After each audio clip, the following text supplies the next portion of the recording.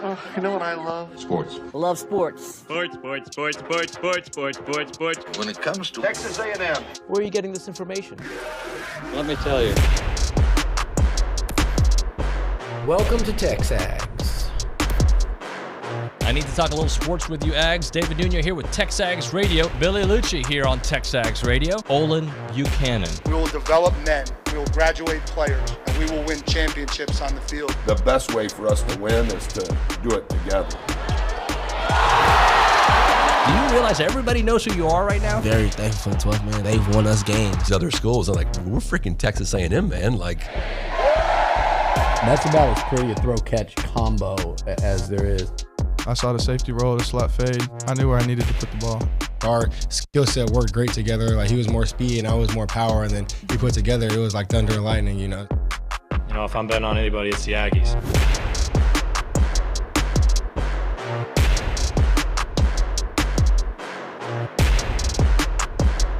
Let's do a therapy session here on TexAgs Radio. Still one of the best teams in all of college baseball, if not the best team in college baseball, A&M. With a rough weekend in Baton Rouge, they salvaged it yesterday with the 14-4 victory. Welcome into TexAgs Radio, presented by David Gardner's Jewelers, Rollo Insurance Studio, the Go Hour, presented by The Warehouse at CC Creations. David Nuño, Olin Buchanan, Monday, May 6, 2024, OB. So I think I needed to hear Nick Savage come in here because we're kind of going through the little bit of a slump that Braden Montgomery's in, and how they should have won Friday night, the Aggies, and obviously Saturday not going as planned, and yada, yada, yada, the seventh inning where you have the bases loaded and nothing comes out of it, all these things. And Nick comes down, and what does he say? He says, that's baseball. That's what baseball guys say about when baseball goes south. Yeah. But it's true. That is. Well, there it is, but I think it's okay to be frustrated with the way they lost. Because they gave away that first game. They gave it away. You know, with fielding. Some blunders. Bad base running. You know, you just do things. Okay, that happens. It happens. So you don't expect the guys to be perfect. But then when you get, like you said, the bases loaded and no outs, and you don't even make contact. Strike out? Yeah, you know, and they had so many strikeouts. You know, sometimes now that gets frustrating that you're not even making contact with the ball, right? Because maybe even if it's not a clean hit, maybe the other team bobbles it. Maybe even if it's a double play, you still score and pick up a run, and maybe that's all those kind of things. So I think the strikeout, the volume of strikeouts is what's alarming because it hasn't been just one game. I would say this has been an uncharacteristic stretch of A&M baseball in the fact of at the plate, let's just say, where, yeah, they scored a bunch of runs yesterday, but overall they're chasing a lot of pitches they normally do not chase, and that's throughout the lineup. Now, I haven't watched them enough, and I don't know the guys, so I'm not making this as a statement of fact. I am saying this as speculation, okay, as a question. But this team has gotten this reputation as being this, look at these big sluggers, and they're hitting home runs, and chicks dig the long ball, and it's fun. I love it. I love to watch the home runs. They're fun. Yep. But you wonder, and again, maybe I'm way off base here, has it got into their minds that, hey, now I'm going on up to the plate, and I'm swinging for the fences? Maybe not. Again, but could that be a symptom of all the strikeouts now? Could be. I think Michael Early will be very good at diagnosing that, and they'll get it right. He's done it before here. Look, I want to give us, I don't know if optimism is the right word, but I just want to give you a little history. All right, I went through the last three national champions in college baseball. Yeah, I mean, they've had much more issues than A&M has had. Right. Well, the last three, all from the SEC. We'll go for last year's LSU. They lost the series to Auburn this same weekend, okay? Yeah. This exact same weekend last year, they lost a series to Auburn. And then the following weekend, they dropped another series to Mississippi State, okay? Yeah. So they lost back-to-back series on their quest for a national championship. And by the way, they were probably the most successful of the last three. 100%. All right, 2023 Ole Miss. Ole Miss. They stumbled, right? They were a train wreck. Let me tell you what happened to them in 2023. They got swept by Tennessee. They got swept by Bama. They lost a series to South Carolina. They lost a series to Mississippi State. They lost a series to Arkansas. And they lost a series to Texas A&M. That was just 2023. Yeah. Or, excuse me, 2022. And they barely even got into the playoffs. 21, Mississippi State. Lost a series to number 2 Arkansas. Lost a series to number 2 Vandy. Lost a series to Mizzou. How many series has A&M lost this year? 2. Florida and LSU. Both on the road. Both on the road. They got, 16 conference wins to their 8 losses? Is that right? Yeah, it's a 67%, if I'm not mistaken. Now, but once again, first of all, there's no – look, you lost a series on the road against a team that was you remember me saying it on this weekend. I said, look, that's a proud program that needs a win. And if you go over, and I'm not saying they did this. And they got the talent. But if you go over there thinking that, hey, it's going to be an easy win, it's going to be like when LSU came over here in football 2 years ago, and if you're not playing well, you will come home disappointed. They did not play well. LSU played over their heads because they're back against the wall. You know, all the things that you hear about teams that are desperate do. So it's absolutely no reason to hit the panic button, right? Just as you pointed out with all the other teams that have won national championships. However, I think it's also acceptable to be frustrated and as a fan and to voice that frustration, especially not so much in the loss, but the way they lost. And are we to the point where we're telling fans, go to the games, cheer, but you can't, if things go wrong, you're not allowed to voice frustration. You're not allowed to vent, right? I mean, no, and I'm sure I heard him last night. He wasn't happy. He let Tanner Jones know real quick. You better figure this out quickly, buddy. You got to figure it out. Yeah, so I think it's okay to be frustrated as long as you don't get to that. As long as you don't become that guy that says, "Okay, season's over." No, it's been but you know on our boards we get that season's over. This has been a fraud. Why do I always get my hopes up? You know, you still have a hell of a team. They had a bad weekend, and what was frustrating, again, especially in that first game, is it wasn't so much that LSU beat you. It's that you gave them a win. Sure. And then you had so many other opportunities. So, but all that said, I do think the volume of strikeouts is alarming. Guys, they've won 40 games.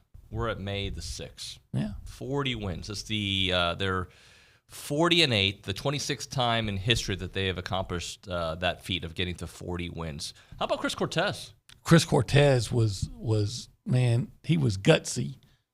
Outstanding. Didn't he come in and walk somebody or something? Didn't he get off to a little bit of a slow start and then just started striking people out, striking fools out? 6 strikeouts yesterday. Cortez looked excellent.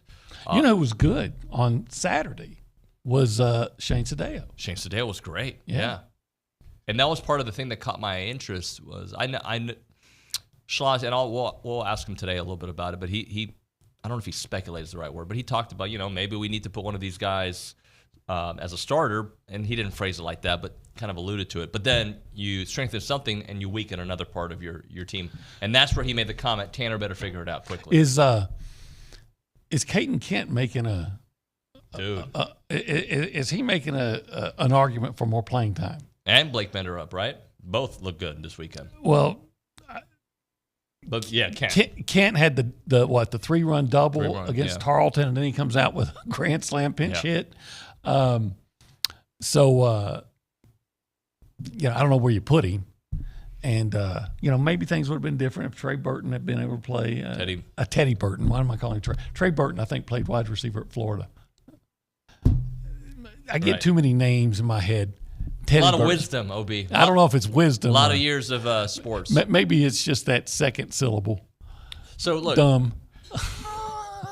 I'm going to be just like a normal human being here. I'm disappointed I lost the series. Right. That's okay. I still think we are going to contend for a national championship.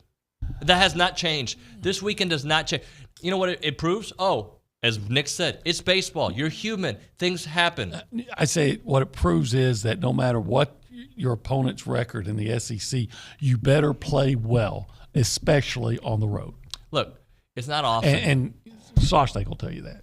And I think Jace had a good weekend overall. Not a great weekend, but Jace had but when you look at the core part of the lineup, right? Like Gavin, who obviously had his homer, and you had Jace having his early, and then Braden struggling throughout the weekend. Like, if you have that, plus your starting pitching doesn't go very deep, you don't win a lot of games on the road. That's the bottom line. Yeah. I have to admit, I've gotten more emotionally involved in this team than I ever have on a baseball team at A&M. And my wife admonished me more than once for my language this week watching the games. Well, you know, I think I invented some words. It can get a little frustrating. By the way, I think I might be partially to blame for the offensive slump. Why's that? I give myself credit when I predict things correctly, right? Okay. Right? And when I don't, I got to tell the people I messed up, all right? Well, that's mighty commendable. I said the trio was going to give us 6 home runs. I finished a little short of that. What'd you get? I think we got 2. 2 from those guys. Jake had 2. No, Gavin had 1, and Jace didn't have 2. Did Jace have 2? Okay, so I had 3, half. I got half. I'm still a ways away. I thought Jace had 2. I know he had 1 yesterday, the last Then one. he had 1 Friday night too. Yeah, so he's got 3. So 3 combined with Gavin. Boy, they still hit home runs. It's fun. Yeah. It's just you don't want to be a cloud or an out. No, that was an old Sports Illustrated cover with Dave Kingman. Remember Dave Kingman? I remember. Seattle Mariners, great. Well, he played for everybody. Right. Mets, everybody. So, I mean, he would hit it, and he'd hit it a mile, but he'd strike out a lot too, you know. So, but again, if you're that guy on the boards that's just, oh my gosh, I'm ready to crawl out on the ledge and jump off because they lost a series on the road, then maybe this isn't your sport. It's okay to tell me you haven't watched a lot of Aggie baseball by the way you're complaining, like this year's Aggie baseball. No, it's okay to be frustrated. Sure. Like I said, it's not just the loss; it's the manner in which you lost. You said yourself, Schlossnagle's frustrated. Yeah, of course he is. Right? But watch them go sweep Ole Miss, and you never. And by the way, Ole Miss is desperate too. And never expect a sweep on the road. Never expect a sweep anyway. It's SEC. But I wouldn't be surprised if they do. And then that Arkansas series is going to be amazing. Nick, put up the standings if you don't mind for me real quick. Because how many of these teams can win a national championship? Arkansas can win a national championship. Yes, absolutely. Probably the favorite. A&M can win a national championship. Yes. Can you make an argument for Mississippi State? Well, they won one 3 years ago with all their issues. And Bama, who I know is under 500 in conference, but they're pretty darn good. I'm not buying them. But can LSU win a national championship? No, I'm not buying them. Okay. Kentucky? Yes. Tennessee? Yes. Georgia? Probably they not. They had a big weekend. Yeah. Did you see what the baseball doctor did this week? Oh, I heard it. His first outing was a train wreck. 3-run blast or something right out the gate. I think he gave up 2 home runs. Yeah. Hey, if you want to be a part of the conversation this morning, you can do it multiple ways. You can call us. You can text us, 979-693-1150. That is our phone number. This is Coffee Talk, presented by TexAgs Coffee. Beat the hell out of the mornings by going to texags.com/coffee.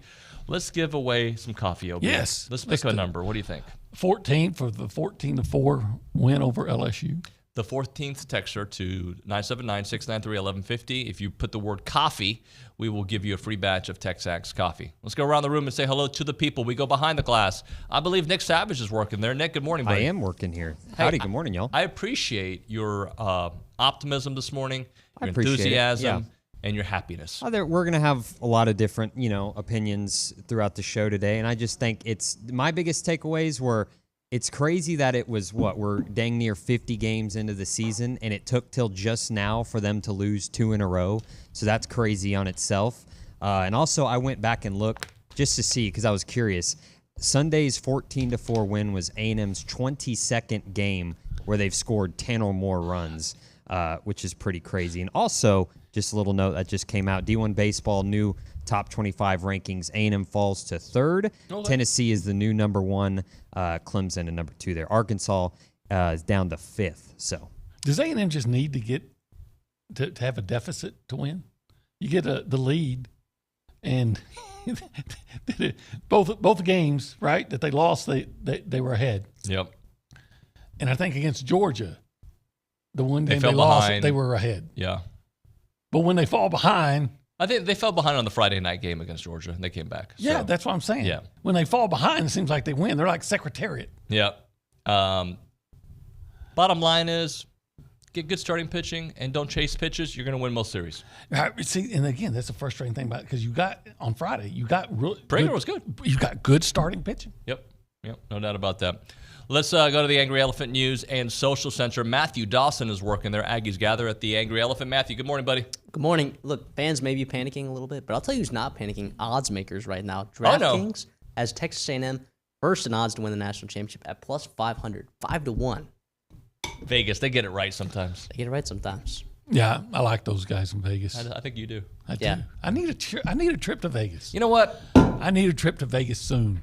I think it's a travesty that this show has not gone on the road to Las Vegas. Yeah, I want to see. Or Shreveport. I don't think I've ever heard anyone actually want to go to Shreveport. Is that where you can go gamble there? Yeah, you can go. Yeah. Lake Charles. Lake Charles? Lake Charles. Let's go. Home of the fighting Brauningers. If you are a casino owner or whatever, like a director of marketing, call me up. Vegas. Vegas! I want to see. You see the movie Swingers? Yeah, it's fantastic. Really good, fantastic movie. I want to see Nuño just letting loose in Vegas. Oh, could you imagine getting drunk, 6 a.m. being workouts, like the Hangover, pulling his own tooth, waking up with Mike Tyson's tiger in his room. This is not going to a baby surprise a baby. Obie, this won't surprise you, but I don't really enjoy Vegas very much. I do. I don't drink alcohol. I don't gamble. The gyms are good. In Vegas, whatever happens in Vegas stays in Vegas. Well, in Vegas, you can relax some of your standards. I can't. You ever seen the movie 21, OB? Yes. 21. I feel like that's you. If it's a Vegas movie, I've seen it. I feel like that's you. You're running it up at the tables. Is that? Am I right on that? Well, I can only bet what I can afford to lose. So $9. Yeah, I'm not at those tables. But when you're counting cards, you're not losing, right? I mean, that's just what it is. I've had good days and I have had bad days, and some real bad days in Vegas. But I've had good days. Matthew Dawson, I don't know why I gave you your first and your last name again. Can you please make us feel better better about LSU's LSU's opening their football season? Where? In Vegas. That's where their game is? I'm pretty Florida sure. State. Against, why don't we get that? Isn't USC and LSU in Vegas? Wait. Yeah. Maybe they definitely play two Big is. Ten teams to start the year. They play UCLA and USC. I know this because my son keeps saying, I'm going. I said, well, go. You can go, but who's you going can't to pay for it? You can't. I'm not paying for it, and you can't gamble anyway because you're not 20. Oh, I'll take my fake ID. Son, if there's anywhere in the world where they're going to figure out a fake ID, it's there. So don't do that. Yeah. Advice for Quinn Buchanan. I mean, they give They're going to smash looks. your hand with a hammer like they do in the movie Casino. He's never seen that movie. No chance. I've never seen that movie. You're missing out, buddy. Hey, so I know you're going to make us feel bad about one sport, or you already did baseball, but you're going to make us feel good about some other sports. So tell us what happened this weekend. Yeah, I'll start with the good news. I mean, tennis. Let's talk about tennis. Men's and women's. And women's. Both of them making the super regionals. Oh, really? Vamos. Oh, man. Vamos. I mean, come on. So women's tennis, they defeated Corpus Christi. Dreamweaver. Mark Weaver, our good friend. They finished both games 4-0, 4-0. I mean, fantastic sweepage right there. Now they play the number 4 ranked North Carolina Tar Heels in the Super Regionals as the number 13th ranked team in the country. So good luck to the Aggies there in women's tennis. The men's team, they defeated San Diego and Rice in the NCAA tournament. Let's go. The number 15 ranked Aggies, they play against the number 2 ranked Texas Longhorns in the Super Regionals. Destroy them. Aggies. Yeah. Come on, Aggies. I like how we have little comments after everything. Keep interrupting Matthew. I like it. Or Andrew. Well, and also we want to wish the women's golf team good luck. Let's go. They teed off this morning in the NCAA regionals at Traditions, where they're the number 2 seed in the regional. I believe LSU's the 1 seed in that regional, but good luck to them. Let's do it. The fighting Garrett That kind of Chadwells. surprises me that LSU is number 1 seed. It's the SEC, brother. LSU just doesn't strike me as a country club type of school. They're having a good year. Is Quinn a country club type of kid? Now that he's in a frat, he's learning to be. Yep. Oh, okay. So he's got like the polos and the.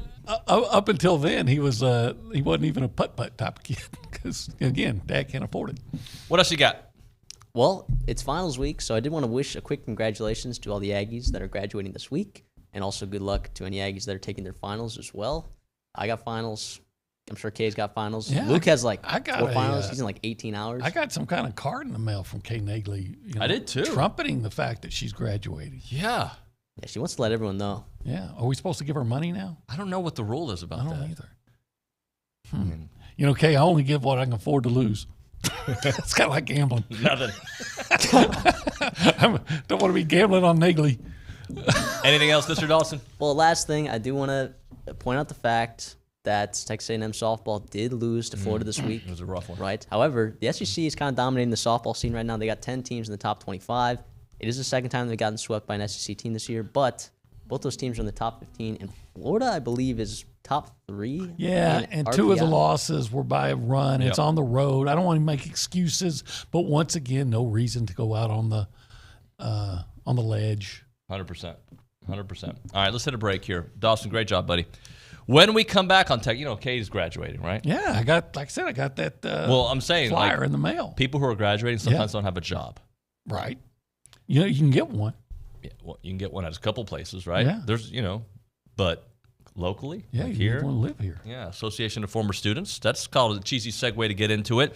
If you want to come back to Aggieland or stay at Aggieland, if you're looking for a great opportunity to work in a great organization, reach out to the Association of Former Students because they want to hire professionals to join their team in fundraising, former student programs, marketing, a bunch more. They are the nation's premier alumni association and the oldest organization serving A&M in support of that Aggie network. They play a part in every Aggie story from Howdy to here. Don't miss an opportunity to help out with the association's big-time events like the Howdy Socials, Aggie Rain Day, class reunions, Aggie Muster, and everything in between. Join a team that exemplifies those Aggie core values of excellence, integrity, leadership, loyalty, respect, and selfless service, all in support of that worldwide Aggie network. If you're interested in joining a team or sharing with somebody who would be a great fit, please visit tx.ag/association jobs to apply and get more information on each position. It's the Association of Former Students.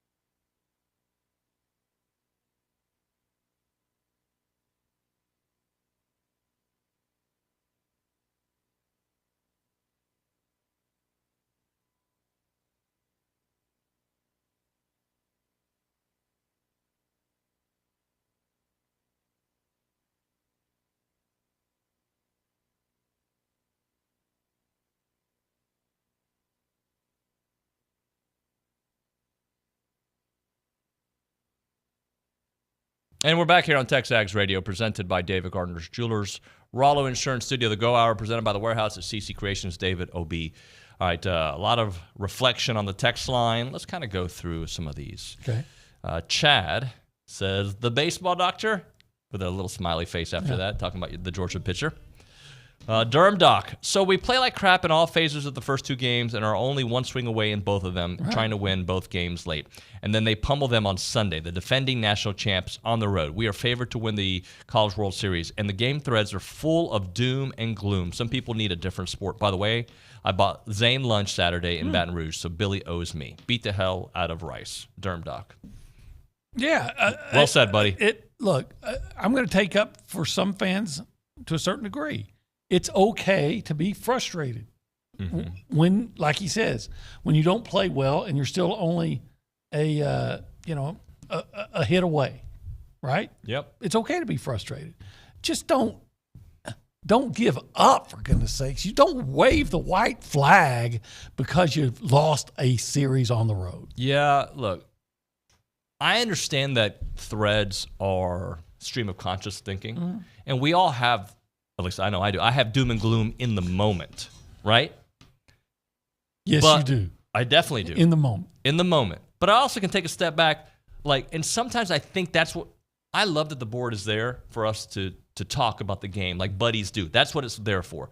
But when you sour the experience for others, sometimes dial it back. Well, you got to, part of it is there to vent. What does surprise me as a guy that had this preconceived idea about Aggies when I got here, and the solidarity and things like that, is how much they go at each other. That's every fan base, don't I you think? guess, but I thought Aggies were maybe a little bit above that. I found out that's not true. We don't kill each other often.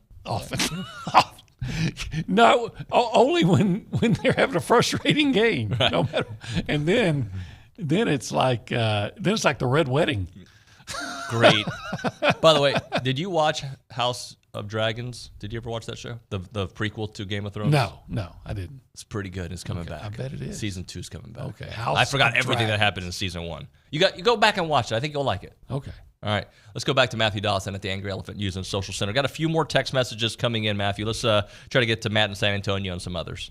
Yeah, Matt, I had that pulled up, David. Of course you did. He says, not to completely defend the message board posters, but since LSU is our biggest rival that we play regularly up to this, like right now, next year that'll change, people are going to react differently. Had we dropped a series to any other team, there would still be some frustration, but I think the reaction would be more measured from Matt in San Antonio. Maybe. Yeah, look, I'm okay with frustration. I think that's, but there's frustration, and then we're not going to do anything. You lose a series, okay, we're human. Let's figure it out and get our head coach here has done a phenomenal job for 3 straight seasons, right? Yes. He's going to figure it out. It's like if I don't notice that my wife got her hair done, that's going to get you in trouble. She might be upset with me, but is she going to divorce me for that? No, she's going to divorce me for several other things, reasons, yeah, but for not sure. for that one. No, that one's just adding to the list. I mean, I'm waiting for the papers every day, but they haven't come yet. It's a little unorganized in your office. Go look in there. It's there. Yes, probably. Matthew, let's try to get a couple more in. Yeah, Texter says, hey, Nuño. Hey, Nuño. Did he say it like that? Said that. Because yes. I'll respond like that. He didn't say it like that, but I'm saying or it like, that. hey, Nuño. You never know, right? Yeah. But just know that, Obi, they're not talking to you, so this one's just for Dave. Are you sure he didn't say hola? No, no. Just that hey, seemed a bit How do you much. How do you say hey in Spanish? Hey, Holmes. Why are you doing that? ¿Qué I'm pasa? Cuban. Yeah, you have the right. I don't. I'm Cuban. I'm not. Go ahead. So, hey, Nuño, with 6 conference games left in baseball, does A&M need to win all 6 to win the regular season? Just look at the Is that a standings. situation? I haven't really. Nick, I would think 5-1 would give them a great opportunity. Standings. So 18-6 in conference. No, you don't have. Kentucky has a trip to Florida. Yep. At Florida, which I know Florida's record's not great, but hey, in Gainesville, that's a tough place to. And then they finish with Vanderbilt. You can go undefeated and not win the conference. You could, but if you went 5-1, maybe even 4-2, but if you went 5-1, I feel like you're going to have it would be 4-2 maybe even, but I'm trying to look up the Tennessee baseball schedule. There's just take care of what you can take care of and hope that teams lose. That's all you can do. Yeah. Just going to go into every game trying to win that game. I'm like the coach. Only one game at a time. How many times have you heard a coach say that? This is what Tennessee has left. A series at Vanderbilt. Okay. Hate each other. And a series against South Carolina. Series that you would expect them to win, but you just can't. Could drop a couple. Could. Those are proud programs that have won national championships. Yeah. All right, let's hit a break here. When we come back, I want to turn our attention to football. Are you okay with doing some football? There's never a bad time to talk about college football, especially Texas A&M football. You can call us up, 979-693-1150. You can text us that same number. All right, let's do this. We'll talk about football when we come back. I'm actually changing what I'm going to do. No, we'll hit a break here. We'll come back with more. I had a spot that I can't find, so it's TexAgs Radio.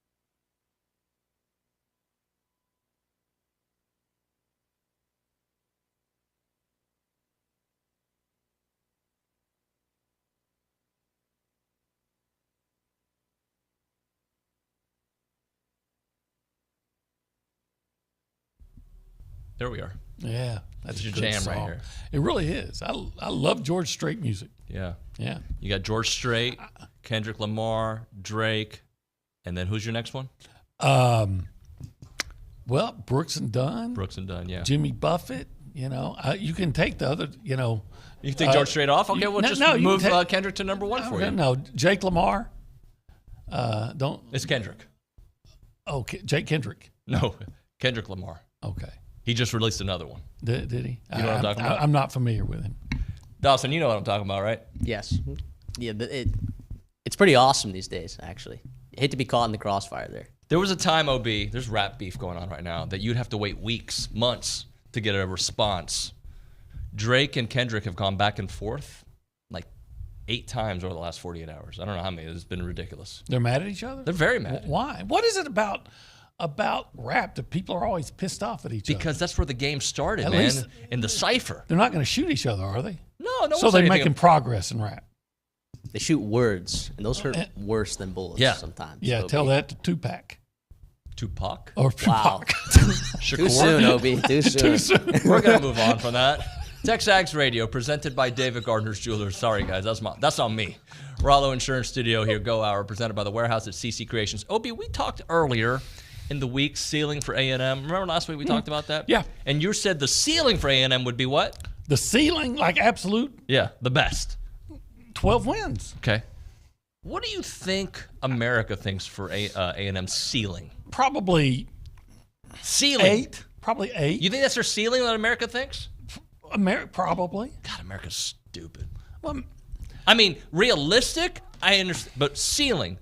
Okay, maybe 9 ceiling. Well, I don't think America looks at A&M and thinks that they're going to win 10 games. So they might probably say ceiling. And America is looking at them and saying, look at all the guys that left, Walter Nolan and Evan Stewart and so and so and so and so, without understanding that Walter, though, while being a great talent, played when he wanted to play, and Evan Stewart, while being a great talent, really only showed up in 2 games last year, the first 2. What we talking about, Jalen Henderson had more catches than Evan Stewart last year. Ja'Day Walker. See, I get those 2. Why do I guess because one of them's throwing, it's one's all that catching. rap beef you're paying attention to. It to. must be. But so that's what they look at it, and they look at A&M as being an underachieving Well, team. you're a smart man, okay? That's all I'm going to tell you. You're a smart man. America, I don't think Saturday Down South represents America. Okay. But they're a voice in the SEC. Yes, they are. They say A&M ceiling 8-4. 8-4. Ceiling. That's the best they can do. They're ceiling. And I'll read you a couple things that it says here. The Aggies have 2 things working in their favor. One of it's all their big games are at home. Notre Dame, Mizzou, LSU, and Texas. Mm-hmm. But it does say, and it goes on to talk about Nick Scorton and Connor Wegman staying healthy and how good they are. There may be some questions on the offensive line, but Elko's defense should be great, yada, yada, yada. So this is how it ends. So why isn't the ceiling higher than the proverbial 8-4? Well, A&M has lost 10 consecutive true road games entering 2024. Until that fades, the 12-team playoff seems like upside isn't realistic. You know what? You made your bed. You got to lie in that. You got to take that criticism and go out and prove it wrong. It's the whole show me thing that we've been talking about. See, this is where I differ with this. But I want people to say, I want everybody to feel that way. But it makes a good conversation piece on the show, right? I think ceiling, like that sounds more realistic. All right, there's ceiling, all right, there's the top, there's the bottom, and then there's the mean in the middle, right? Yeah. And I think what is realistic is an 8-4 season. Do I think they're going to be better than that? I hope so. So to me, ceiling is what can they be? Can they be an undefeated team? Hard for me to go there for the same reasons that they said here. There's always, like I said last week, there's always a surprise team in the country. It could be A&M. But when that casino hotel in Vegas invites us up and puts us up and pays for our way, and they said, but David Nuño, you have to make a bet on A&M and their win-loss total, and the over-under is 8.5, and you have to bet your money on it. I'm taking the under. You're taking the under today, right? But ceiling. If you were to ask me, David, bet your life on what's the best season they can have, I'd be like 10-2, 11-1. I think there are those that just look at A&M right away and they say, okay, that Notre Dame game's lost. I'm thinking, no, I'm not buying that. Those are just ceilings. It's ceilings, nothing more than ceilings. Let me tell you this. Trying to forget my ceilings. So if you're saying, if you say you run an algorithm or a model that says, the ceiling, the second standard deviation, right, is 8 and 4. God, right? you're so smart when you talk like that. That's No, like okay, but that's a 95. Gosh, bro, why are you working in sports? But what I'm saying is you're saying that there's a 95% chance that they're going to win under 8.5 games, which is what the odds are at plus 110, right? So what you should do in that situation, whoever thinks that the ceiling is 8 wins, right, with 95% implied probability that that's going under, you should take 65% of your net worth and take the under. That's what you should do. That's what that person should do, is take 65% of their net worth and bet the under at a 95% implied probability. Matthew just gave me a headache. I don't even know what you just said. What language? Is that English? That was English. But I'm just smart man English. I'm just trying to I'm not you're trying. way That's too not what I'm trying to sound like. smart. So hold on, you're saying way that too smart to be on I'm this show. saying I want this guy to put his money where his mouth is. Oh, you want him to do that? And put that guy. That's okay, but not us. No. I would. I don't care. I'll place a bet. See, but for 65% of your income? Well, okay, that'd be okay. Yeah, I'll put $100. But I'm just saying, like, me if this guy $65. really thinks that is the ceiling, that's what he would do. That's where he would. If he was putting his money where his mouth is, that's exactly what he would do. All right, see now you got me. He's recruited me back on the circle of trust. Fucker. Ceilings. Thank you, David. Nothing more than ceilings. Is today a Friday show? I know, it's stupid. But like, again, there's a difference between realistic and ceiling, and you can't say that the best this team can do is one more win than last year when they fixed the issues that they had last year. But they're going to come back and say, you don't have an Smith or Adrian Cooper. Okay. We are developing an offensive line. They got to see it. I get it. I got to see it too. Connor Wegman is healthy.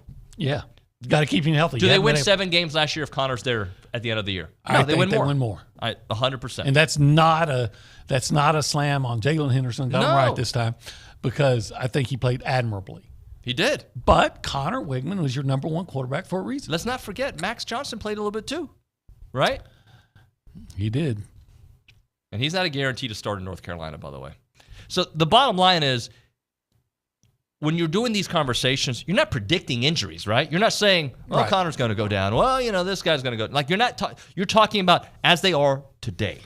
Right. And at home with your quarterback, with a new head coach who has not lost every game on the road for a couple years. He has not. Okay, I like our chances. They're going to do things that, like, not show up to a game on Thursday when you're not going to play till Friday, and then you got everybody just, I think little things there's going to be little things that are going to make them better, and I believe that they'll win at least 8 games, but I wouldn't say that's the ceiling. I get what you're saying. To say realistically, I think A&M goes 8 and 4, but their ceiling is better. I don't believe that, as of today, I don't believe I would look at that game against Notre Dame and just say, "Oh, they're going to lose." That's a coin toss. Yeah. Why is Notre Dame just the strength of their team last year was their offensive line, and they just had a number 1 and a number 2 pick off that offensive line taken. Game day David and today David are 2 different people. Right. Yeah. Game day David, you're we're going to win by 50 until something bad goes until the kickoff. Yeah. Right. And then I'm like, we just gave up a South Carolina. They ran it back. It's over. We're going to lose by 50. Right. So that's how I think. In the moment, I change. But today, I look at that Notre Dame game as like, I don't know. But I also don't know about Notre Dame.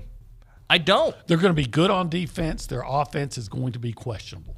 Riley Leonard's a good quarterback, but we've heard questions about the offensive line. With that defensive line at home at Kyle Field, the Mike Elko era. I'm going to like that matchup. I'm going to like that matchup as well. They're losing both of their tackles, too. That's Blake what Fisher I say. and A Joe first Alt. and a second-round pick. Yeah. It's unbelievable. And their receivers, while they're not going to be incompetent, or they wouldn't be at Notre Dame. I think our defensive backfield's going to be better this year.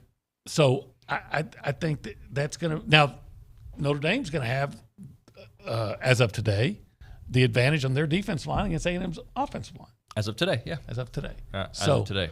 And A&M – who's the better quarterback? Connor Wegman. I would take Connor Wegman. Yeah. Both have had health issues. The biggest losses that A&M has that will hurt them. Anais Smith, Edge Cooper. Right, that's hard to replicate. We don't know what the linebacker. We know Torian York's going to take another step. I think we can safely say that. I feel good about Torian York. Right? And Anais Smith, the Swiss Army knife that he was, you put him in any situation, that is an absolute. That could be Moose, but he has to prove that he can do that. 100%. He hasn't We've done seen it yet. flashes of it. Flashes isn't what we're talking about. Consistent. You know that he's going to affect the game every game he plays. Right. And that those are question marks. But I think that consecutive road losing streak comes to an end this year. Oh, I do too. And I hope it comes to an end when they go to Gainesville. Florida. Yeah, I think that's when Florida's getting a lot of preseason hype now. And I'm like, but what? everybody gets there's these ups and downs, right? Yeah, Graham Mertz. Yeah, he's great. He's actually not bad. He had a pretty good year last year. His issue is not throwing for yardage; it's throwing interceptions. Yeah. Let's do this. Let's hit a break. When we come back, Micah Parsons. Have you seen his act recently? Well, not recently. Okay. Well, I'm going to show you something he did over the weekend. Okay. And C.J. Stroud. Not a Cowboy. Right. I bet you knew that. I knew that. He's a Texan. He's by way of Ohio. By Ohio. All right, this is the absolute worst time of year to be dealing with joint pain. You cannot do that, and the outdoor stuff that you want to be doing, you can't do it. So you need to call up QC Kinetics because they're going to help you get through the summer without missing out on life. QC Kinetics, find out how they can use biologics from your own body to give you life into your achy joints. So if you got knees that are bothering you, you got your hips that are bothering you, you've got your shoulder, your back, wherever it may be, they've got regenerative medicine, their protocols that restore and repair that damaged tissue with no surgery, no steroids, no drugs, no downtime.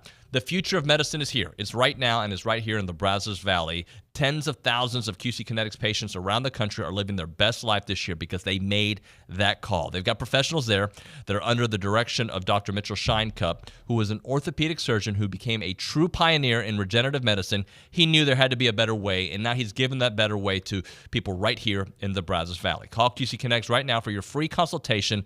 Revolutionary treatments for joint pain are here. The phone number is 979-452-6000. QC Kinetics, 979-452-6000. That is 979-452-6000.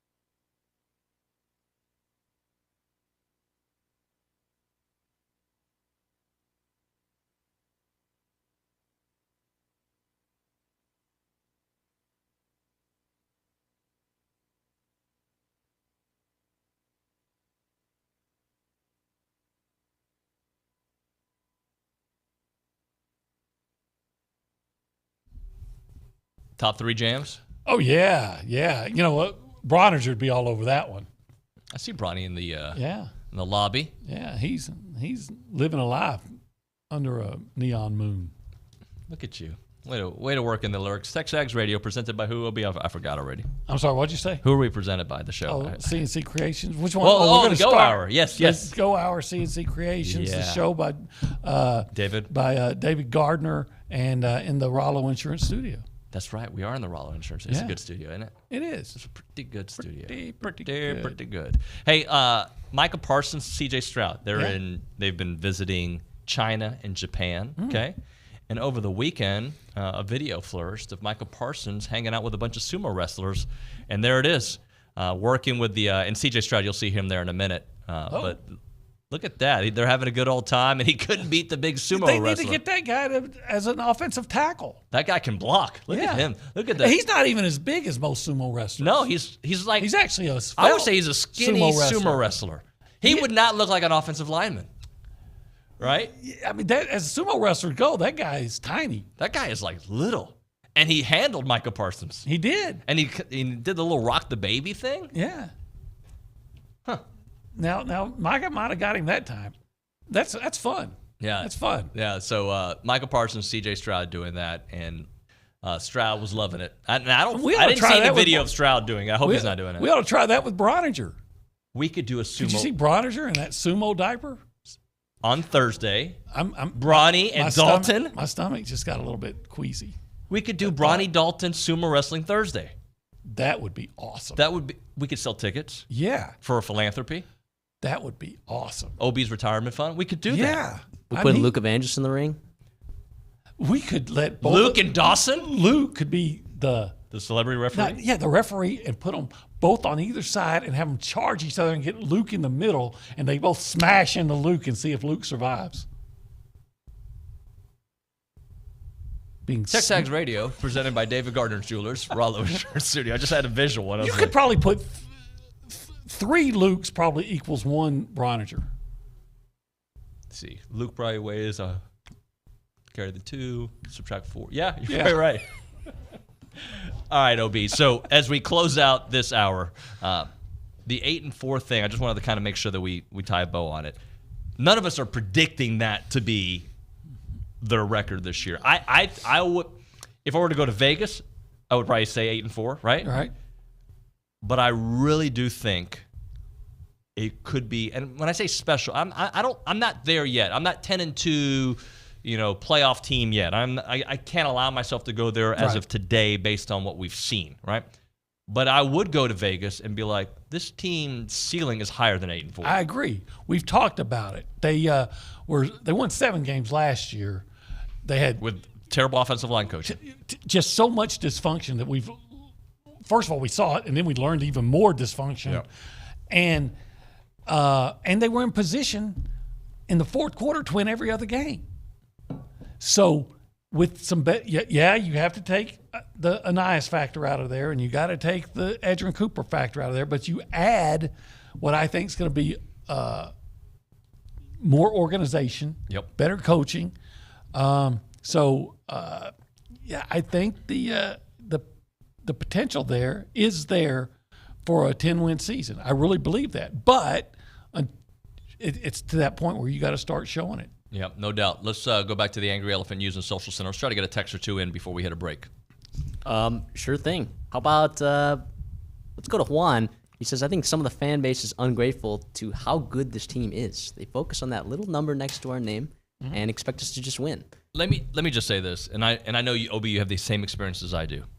Every fan base is ungrateful and grateful. Like, that's what a fan is. You got the highs and you got the lows. Fan stands for fanatic. 100%. Like, covering the Texans, U of H, the Dallas Mavericks, all these, like, you've covered the University of Texas, you were a Rivals writer, you covered every team in the country. Everybody responds with these highs and lows. I think when you're in the moment, it just feels magnified.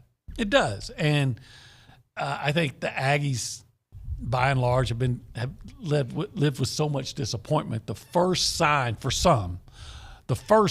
of disappointment is reason to just give up. Don't give up. Look, it was a bad weekend. Yep. It was a bad weekend. You gave a game away, maybe two. But that's not who this team is. It was one weekend in a long series, long season. So it's okay to be disappointed. It's okay to be frustrated. But it's not okay to be giving up and saying that they're not this or that. That is OB. Thank you, sir. When we come back on TexAgs Radio, back to baseball, Ryan Brauninger, Jim Schlossnagle, that and more. You're listening to TexAgs Radio, presented by David Gardner's Jewelers.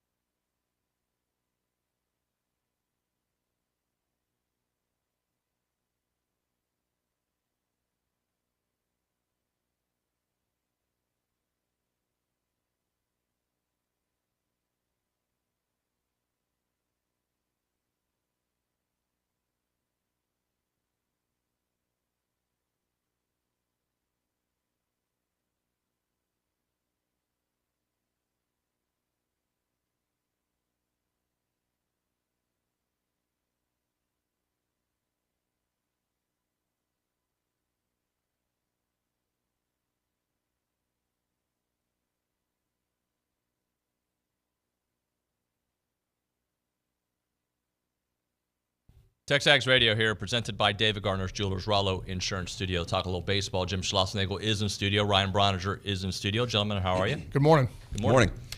Schloss, obviously not the weekend that you wanted, but how do you like the way you guys battled back yesterday and responded?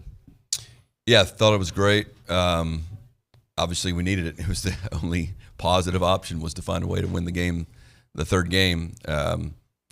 3-4 innings in, yeah, not a good feeling in the dugout. But I thought that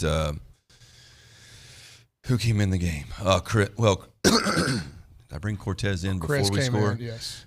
Yeah, I mean, Cortez gave us a little shot of life. Triple. I think we started off with a triple by Sorrell. He got everybody fired up a little bit, and then obviously Gavin's homer. So that got us going, a little more positive energy in the dugout.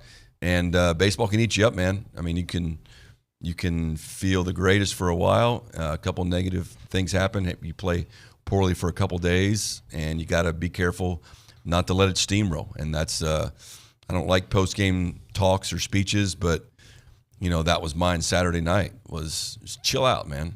I mean, the game ended, and we had one of the best pitchers in the country, hanging his body over the front rail of the dugout like the season was over. Like, well, what are we talking about here, man? We played bad for 2 days. You deserve to get your rear end kicked when you don't play well. And so just that, I think for people to think that our guys don't care, which I don't think people think that, but they care too much sometimes. And if you have that level of care in something, it can snowball on you, especially in the sport of baseball. So thankfully, Sorrell got that hit, Gavin got that homer, and just the vibe in the dugout turned. I mean, how important is it for you to understand how your guys look and play in an uncharacteristic weekend now? Like, I think that was almost necessary information for you guys to gather as a staff with what you did in Baton Rouge, because now if you start seeing it happening, you start going, okay, like, we've been here before. Yeah, I mean, I think we've played poorly or pitched poorly before.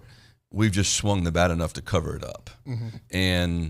And the difference in the weekend, for the most part, we kicked the ball around the field. You can say, what if this? We have full control of the game with Prager pitching. Full control. Could have scored a few more runs, didn't. Had full control of the game. He walks 2 guys at the bottom of the order. They pop up a bunt. Then they get that little flare that, it's just out of Ollie's reach. And then we get Tommy White up, and we get the 5-3 potential double play that you want and make a bad throw. And so, we're not going to be perfect throughout the course of the season. We haven't been perfect during the season. And so, but what has happened is in some of those games, like being down 9-0, all of a sudden you swing the bat to cover it up, and you end up 10 running a team. So there's going to be stretches. I hate to say it's baseball. Fans especially hate to hear that, but it is human beings. And so we're not going to play great on some days, but we got to find ways to overcome it. And most days we do. Those 2 days we didn't. You also have to give credit to the team we faced. I mean, Gage Jump and Luke Holman, those are 2 of the best starters we're going to see all year. I do know that the numbers don't accurately reflect how talented those 2 guys are. Griffin Herring's awesome. Like, he's really awesome.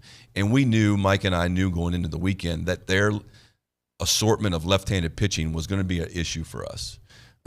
Great left-handed pitching does well against all good hitters, but when you switch some of our switch hitters around and make some of our lefties face lefties, it's a challenge. But yeah, I mean, it's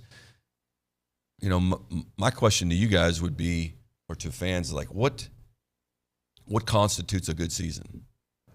Is the 1989 team that's the best team in school history, right? No, not in my opinion.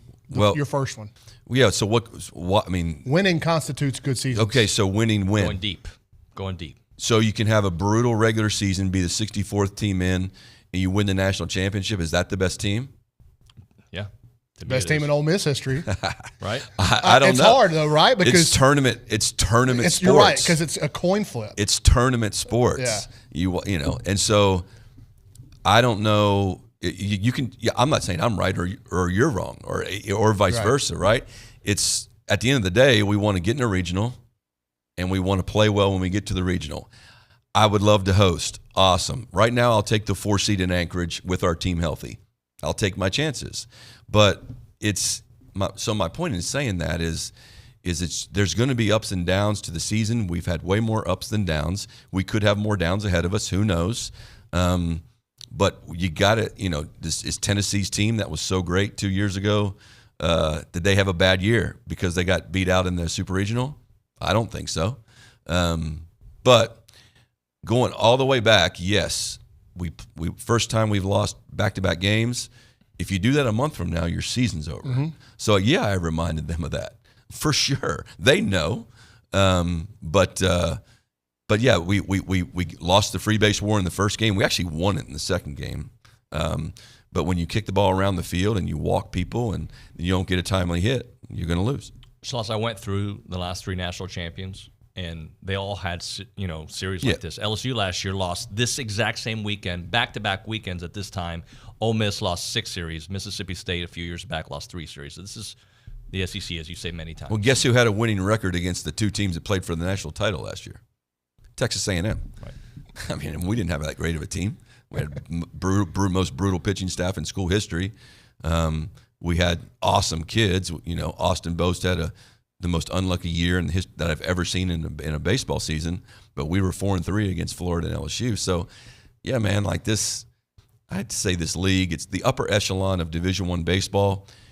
I'm telling you, you just got to survive it. You just got to survive it and be healthy. And that's we want to win all the games. Would love to win a championship, but we have to get to the point where we're in a regional and our team is healthy, and then see how it plays out. There's so much made of the transfer portal and recruiting, and you being able to flip a roster in one season, one off season. But what happened in Baton Rouge on yesterday was high school recruiting coming right to the forefront. Caden Sorrell gets you going. And really junior college recruiting, because Travis Chestnut, that one-out single to get a run home in an area where y'all had struggled over the course of the weekend, I thought was big too. But Caden Sorrell gets you the offense jump-started, and then Grahovic hits the 3-run home run. Like, how much can you now go into living rooms of guys you've signed or guys you've committed that might be weathering draft decisions and go, like, look, this is what our guys are doing in this league. Yeah, and a guy named Jace Lavalette, who's hitting 330 with 25 pumps. I mean, he struck out some, but he's also walked a lot. So, yeah, I think we've proven, and not just at Texas A&M, Mike Nolan, Max in professional baseball. I think we've proven that we can develop players here, whether they be an older player in the short term from a transfer portal, whether it be a junior college player like Brett Minnick and Austin Boast, Coach Childress is to be credited for those guys too. Or whether it be the high school players. So everybody develops at different stages. We still believe that Jack Bell is going to be a great player and Jet Johnson is going to be a great player. But they all have different stories depending on the positions they play and timing. So, yeah, but it's super important. We want Wyatt Sanford to get to school, and Sam Erickson and Sawyer Farr. I mean, and we want those guys to get here and develop and be great. But we also want to win every year. So, we'll have to look at it as it develops throughout this course of the summer with the draft and what their intentions are. But ideally, yeah, we want more in-house developed Aggies over time, and then supplement it with the portal as needed. We talked a little bit yesterday, but just your thoughts on high strikeout numbers this weekend. What frustrated you the most about that? Because it's not just the strikeouts, right? Yeah. It's how they happen. Correct. It's how each individual at bat happens. So when you go back, when the guy strikes out, everybody looks at the last pitch, no question. But where it's the pitches in the at bat. So, golly, you missed 2 fastballs. Are you in between thinking? Are you thinking about the fastball and the breaking ball? Because if you're thinking about both, if you're trying to guess what Nate Yeski's going to call over there in that dugout, good luck. I mean, he's really good at calling a game, and so is Max. But it's the way in which they happen. I was more disappointed at. I think we have some hitters on our team that get frustrated, and the first thing they do is start to swing, and that's the number one. You swing at strikes, take balls, but get your pitch. And as soon as you start hacking at balls that aren't strikes or isn't your pitch early in the count, then it's going to lead to strikeouts. And I'm not. I don't like strikeouts either, but we do lead the SEC. I only look at SEC stats because that's against the good teams. I think we lead the SEC in runs scored. We're close to leading the league in strikeouts. We're leading the league, or we're behind South Carolina by 1 in walks. And you and I texted about this yesterday. The team that is leading has the fewest amount of strikeouts in our conference, also has the fewest amount of walks. and one of the lowest on base percentages. And they're middle of the pack in runs scored, low home run totals. So the goal of an offense is to score runs. Do I like the strikeouts? Of course not. The players don't like them either. But it's also to get on base. And in order to get on base, you have to get deep in counts. And when you get deep in counts, you could strike out. You could also walk. But anybody who's ever hit, Greg Maddux will tell you, if you ever hear Greg Maddux talk, the more pitches you see, the more information you get. Our first team was so awesome at seeing, like Dylan Rock would see the shape of a pitch. He may chase it early in the count, but then he would see that same shape and he wouldn't swing at it. But then he would see the shape that allowed it to be in the strike zone, and he would hammer it. And right now we're pressing. I mean, this weekend we pressed a little bit, and you have to give credit to the pitcher. I mean, Moffitt and Herring and Little and Jump and Holman. I mean, they're throwing pitches that guys are coming back. I can't see what that is. That looks like a fastball, but it's breaking 2 feet out. So come stand in the box, and see how tough it is. Let's talk a little Chris Cortez, pitching with the lead, something that you pointed to yesterday. Just how good did he look? Super proud of Chris, because just what you said, him pitching with a lead is not something, it's not his fault. I got to, sometimes there's other options to put in there, but he's pitched at his best when we've been behind, behind at Florida. Another game I forget, but Georgia. Yeah, Georgia. And then yesterday we put him in and we're losing. We take the lead, and he went out there and got him out in like 10, 12 pitches, right? So that's a huge boost of confidence. He mostly did it with his breaking ball. I think he had it at bat towards the end where he walked a guy, then went 3-0 to the next hitter and threw 3 breaking balls. That's a credit to Max in developing that. It's also a credit to Chris in executing it. So that's a great sign for us. I thought him and Sadeo by far were the highlights on the mound. Brad Rudis pretty good. Yep, Rudis did a great job. Kept us in the ball game. Kept them down enough. Thank goodness for replaying that game, or we might have got run ruled because we had 3 or 4 overturned calls in that game. And that was also the first time. That's the first real environment we've played in away from Bluebell. All the other SEC road games we've played in. South Carolina's their women's team was playing in the Final Four that weekend. Alabama, wasn't that many people there. Where else did we go? Florida. It was okay. But obviously a night game at the box is different. If Saturday would have been a day game, I think it would have been different. But that was good for our team. That was really good for our team to be in that environment. And even though we played as poorly as we did on the first 2 days, and it wasn't brutal, it was just not up to our standard, we still brought the go-ahead run to home plate in the hands of Braden Montgomery and Jackson Appel.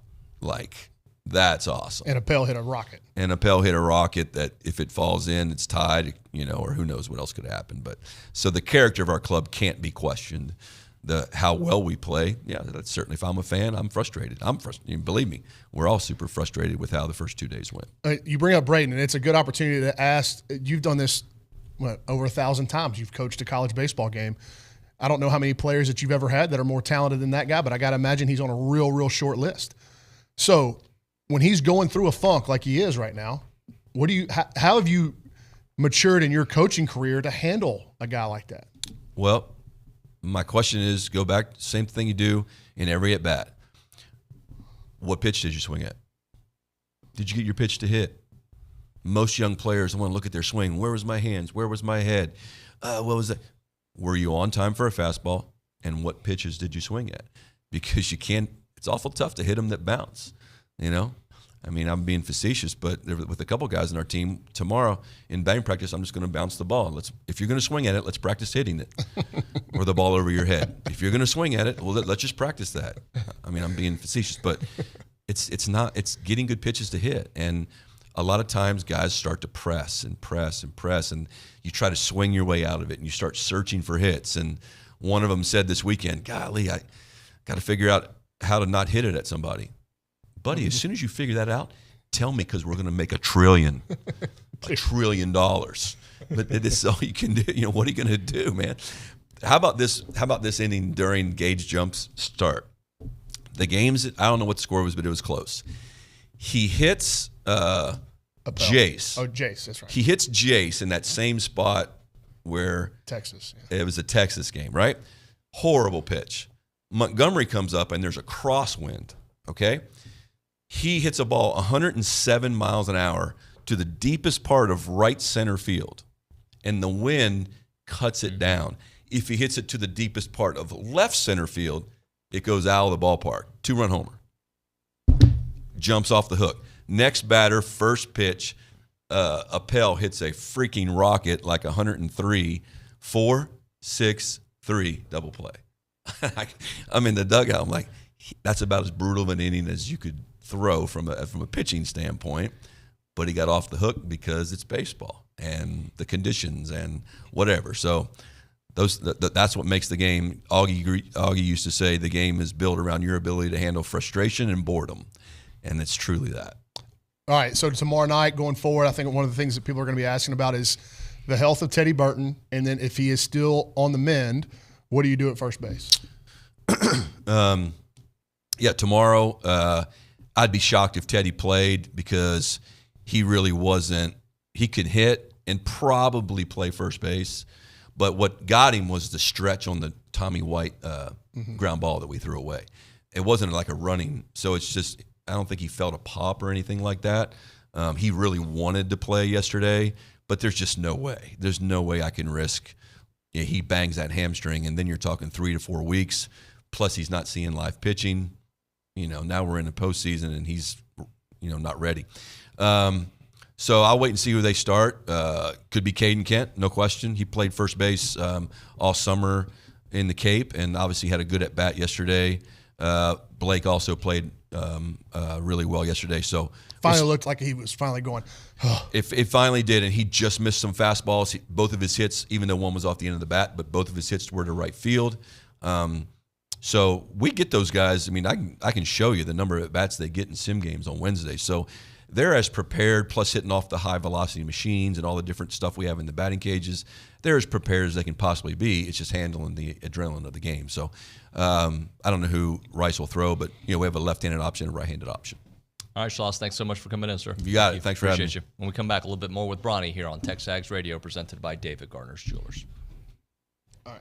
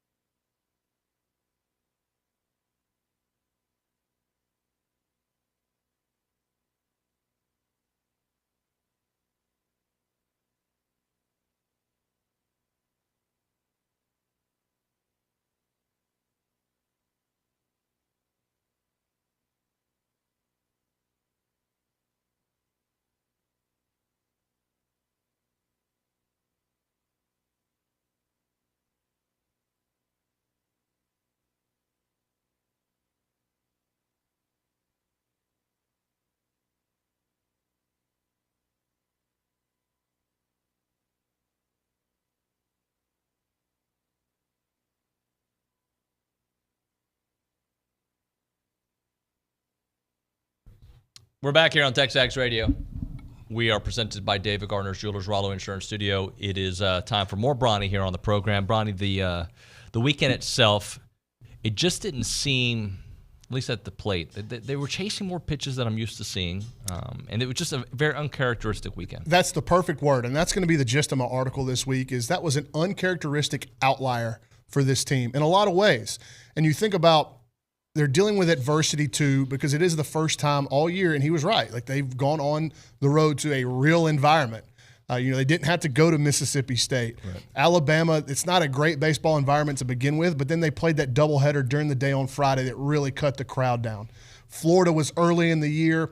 That place is, they've got good fans, but it's not rowdy. Like LSU is one of the elite ballparks in the league. You're talking about LSU, Olsen Field at Bluebell Park. I'd put Mississippi State in there. I'd put Arkansas in there, right? Those are like the real atmospheres. Maybe Tennessee now. Vandy's not a real atmosphere. Georgia's not a real atmosphere. But the elites. And that was the first time that you had gone to one of the elite atmospheres on the road. And I don't know if it had any effect on the kids, and maybe it did, maybe it didn't. But what I saw with my eyes was like, this is so uncharacteristic, okay? And then you also deal with the Teddy injury, right? So you look at the team came in the series fielding 980. It's one of the top defensive teams in the country. And they played poor on defense. Yes, they did. Very uncharacteristic. Evan Oschenbeck comes in the game on Saturday, spikes a ball to the backstop, then spikes another ball to the backstop to allow a run to score. How many times have you ever seen that? By the way, on the other end, how many times has Jackson Appel ever let the ball go to the backstop? Doesn't happen. So, it's just a conglomeration of stuff that is uncharacteristic. Now, if you want to be critical of that and say, well, the strikeouts are not uncharacteristic, that's something that this team has done. And I'll say, yes, this team strikes out a lot, but we also know what they do. And what is offensive baseball about? Going deep in counts and getting your pitch. Producing what? Runs. Okay? Let's go through some numbers for these people that are just up in arms about the strikeouts this weekend. And there's a lot of them on our message board. Okay? The 2023 team, last year's team, of the 3 years that Jim Schlossnagle has been here, been the worst team, correct? Yep. That team will likely be the team that has struck out the least in the first 3 seasons under Jim Schlossnagle. They struck out 545 times in 65 games. That's just over 8.3 times per game. Okay? Now, and these are all numbers that are coming off the 12thman.com athletics website, the baseball stats link. Right. So I would have to assume that these numbers are correct. Okay? That team had the lowest slugging percentage, the lowest on-base percentage, and obviously the lowest OPS, the 2023 team. But they struck out the least. Right. They didn't score as many runs. And of the 3 years, probably the worst of the 3, if that's the right word to use. The least successful of the 3. Least successful, right? Right. Okay. Extra base hits by year. Listen to this. 2022, Final Four team. 217 extra base hits in 63 games. Good offense? Very good offense. 2023, 202 extra base hits in 65 games. 15 less. Yes, 15 less in 2 more games. 2024, 226 extra base hits. They're already ahead of what they did. In 48 games. Ahead of what they did in 22 in less games. But what we said, offensive baseball is about what? Run production. Right. 2022, 473 runs, 63 games. 2023, 454 runs in 65 games. 2024, 448 runs in 48 games. So they are 6 behind last year's total in 17 less games. They are 15 behind, 25 behind 2022 in 15 less games. What are we talking about with the strikeouts, man? They don't matter. They do not matter if you're going to get on base and you're going to slug. And what slug is extra base hits. So, yeah, nobody likes striking out, of course. But there's way more to offensive baseball than just not striking out. And at the lower levels that you go, not striking out becomes more important because the defenders are not as good, right? Like, you play travel baseball at 13 years old, you don't want to strike out because the second baseman's probably not very good and you hit the ground ball, he'll make an error, you're on base. But really, at that age, who cares about results and winning? Like, that shouldn't matter. But as you get higher, the fielders get better, obviously. And the strikeout, like how hard you hit the ball is more important than you striking out. So you better get a good pitch to hit, and you better put a good swing on it. So I just wanted to run through those. Stats because I don't get it. This team has struck out a lot this year. This year was even more of an outlier in that respect because it felt like they were in down counts all the time. LSU was like always in 1-2, 0-2 counts. But you can't just look at the last pitch like Coach Schlossnagle said, and you also have to give LSU an immense amount of credit for the way they pitched. And there were some at-bats over the course of the weekend, and most notably in Game 2, where A&M had the bases loaded and nobody out in the fourth inning. And Ryan Targott strikes out on 3 pitches. And from that at-bat on, their starter, Luke Holman, really settled in, and then he made really quality pitches to strike out Gavin and to strike out Jace. And when you look at what Christian Little did out of their bullpen, like that had to have been the best outing of his life. He was up to 98 miles an hour. It was a bunch of cutters. He was dotting those cutters, like down and away to righties, backdooring them to lefties. It's like you don't hit that. You just don't hit it. So sometimes it's not about the A&M hitter as much as it is the opposition pitcher. Right. And it looks really easy to do when you're sitting there from your couch, and when you get in the box, most of these people that complain, if you threw a 78-mile-an-hour pitch at them, they'd mess themselves, much less 98. Okay, so we're talking about essentially AA baseball happening on the mound each and every weekend. And so these kids are starting to they're getting used to it, but it doesn't absolve them of mistakes and being human. And like, I'm 1,000% confident. Somebody was asking me about on the thread, and I was okay with the question. It was like, does Braden need a day off on Tuesday? And I'm like, no way. He needs unless Braden comes to Schloss and says, hey, man, I really need a day to clear my head. No way. He's too good. He is way too good. He's one of the best, if not the best player I've ever seen play at Texas A&M. So every at-bat while he's going through a slump is getting him one at-bat closer to him coming out of a slump. And you know when he comes out what he can do. He's an All-American, going to be a top 5-10 pick. So unless Braden comes to Schloss and says, hey, I really need tomorrow to just look at the game from a different perspective, then he's going to play. Yeah. What about starting pitching? Do you see Tanner Jones getting much more of a leash? Do you think Shane Sadeo is an option there as a potential starter? I don't. And here's the reason why. Because, yeah, it hasn't been pretty. But the Sadeo and Cortez and Aschenbeck and even Rudis and Peary and Josh Stewart, like all of those guys have been so valuable for you in the middle innings when the starters aren't great. As long as your offense is going to produce at the level that it has, and there's no indication that it won't, but as long as your offense is going to produce at the level that it has, then and I'm 1,000% confident in Ryan Brauninger. No questions asked. He had a good start. Here's some tough luck on him. If they turn that double play ball against Tommy White, it's a way different story. And like Schloss said, they were in control of that Friday night game until it kind of unraveled on them defensively. And Justin Lampkin is 1 week removed from being fantastic. And then Tanner Jones has had a really bad one against Georgia. And I thought he battled. I know it wasn't great, but I thought he battled. He was a pitch away from getting out of that third inning. They really struggled. I wish I would have asked Schloss about this. A lot of LSU's extra base hit damage happened with 2 strikes over the weekend. It's probably more just an unfortunate circumstance than any kind of trend of what they were doing, just guys not executing 2-strike pitches. But I think you stick with the rotation for now because of how good those guys have been behind them. Sure. And especially if Brauninger can go out there and give you some length on Friday, then you compress 18 innings with all of those bullpen arms available, and you feel good about it regardless of what happens with Lampkin and Jones. So I think they're going to stick with those guys because of how good Cortez and Sadeo and Aschenbeck and Rudis and Peary and Stewart have all been. Like, I don't think you mess with it because that formula is not broke yet.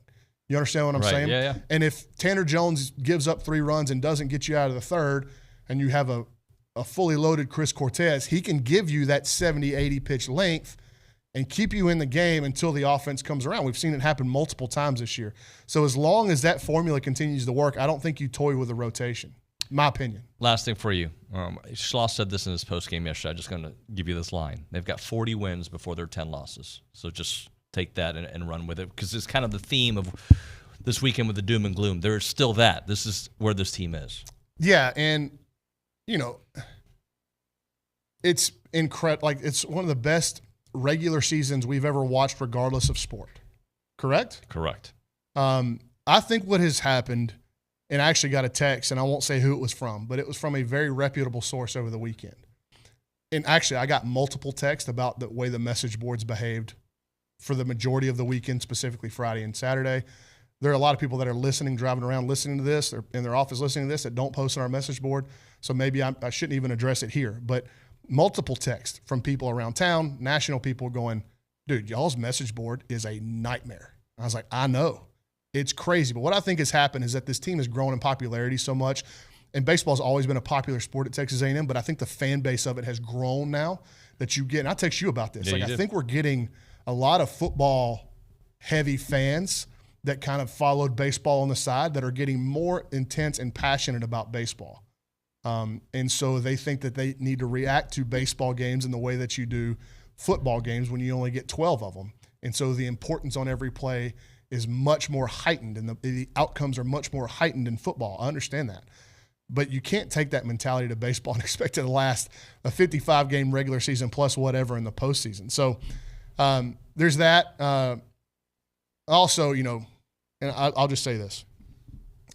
Been made privy to some information about some stuff that happened in Baton Rouge from some folks that were there in the stands that was completely over the line from the LSU standpoint.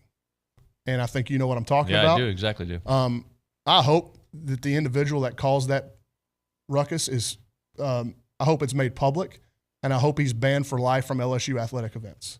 Completely over the line, and I'm going to leave it at that. And you watch guys play, and obviously you're tied to the outcome because you want the Aggies to win, but you never – and there's multiple cases of this that we know about – across a multitude of sports. You never know what these kids are going through off the field, ever. You don't ever know. So before you want to cast judgment about the way a kid looks on the field from your television screen or the way a kid performs, take a step back and understand these are real human beings too that are going through real life stuff.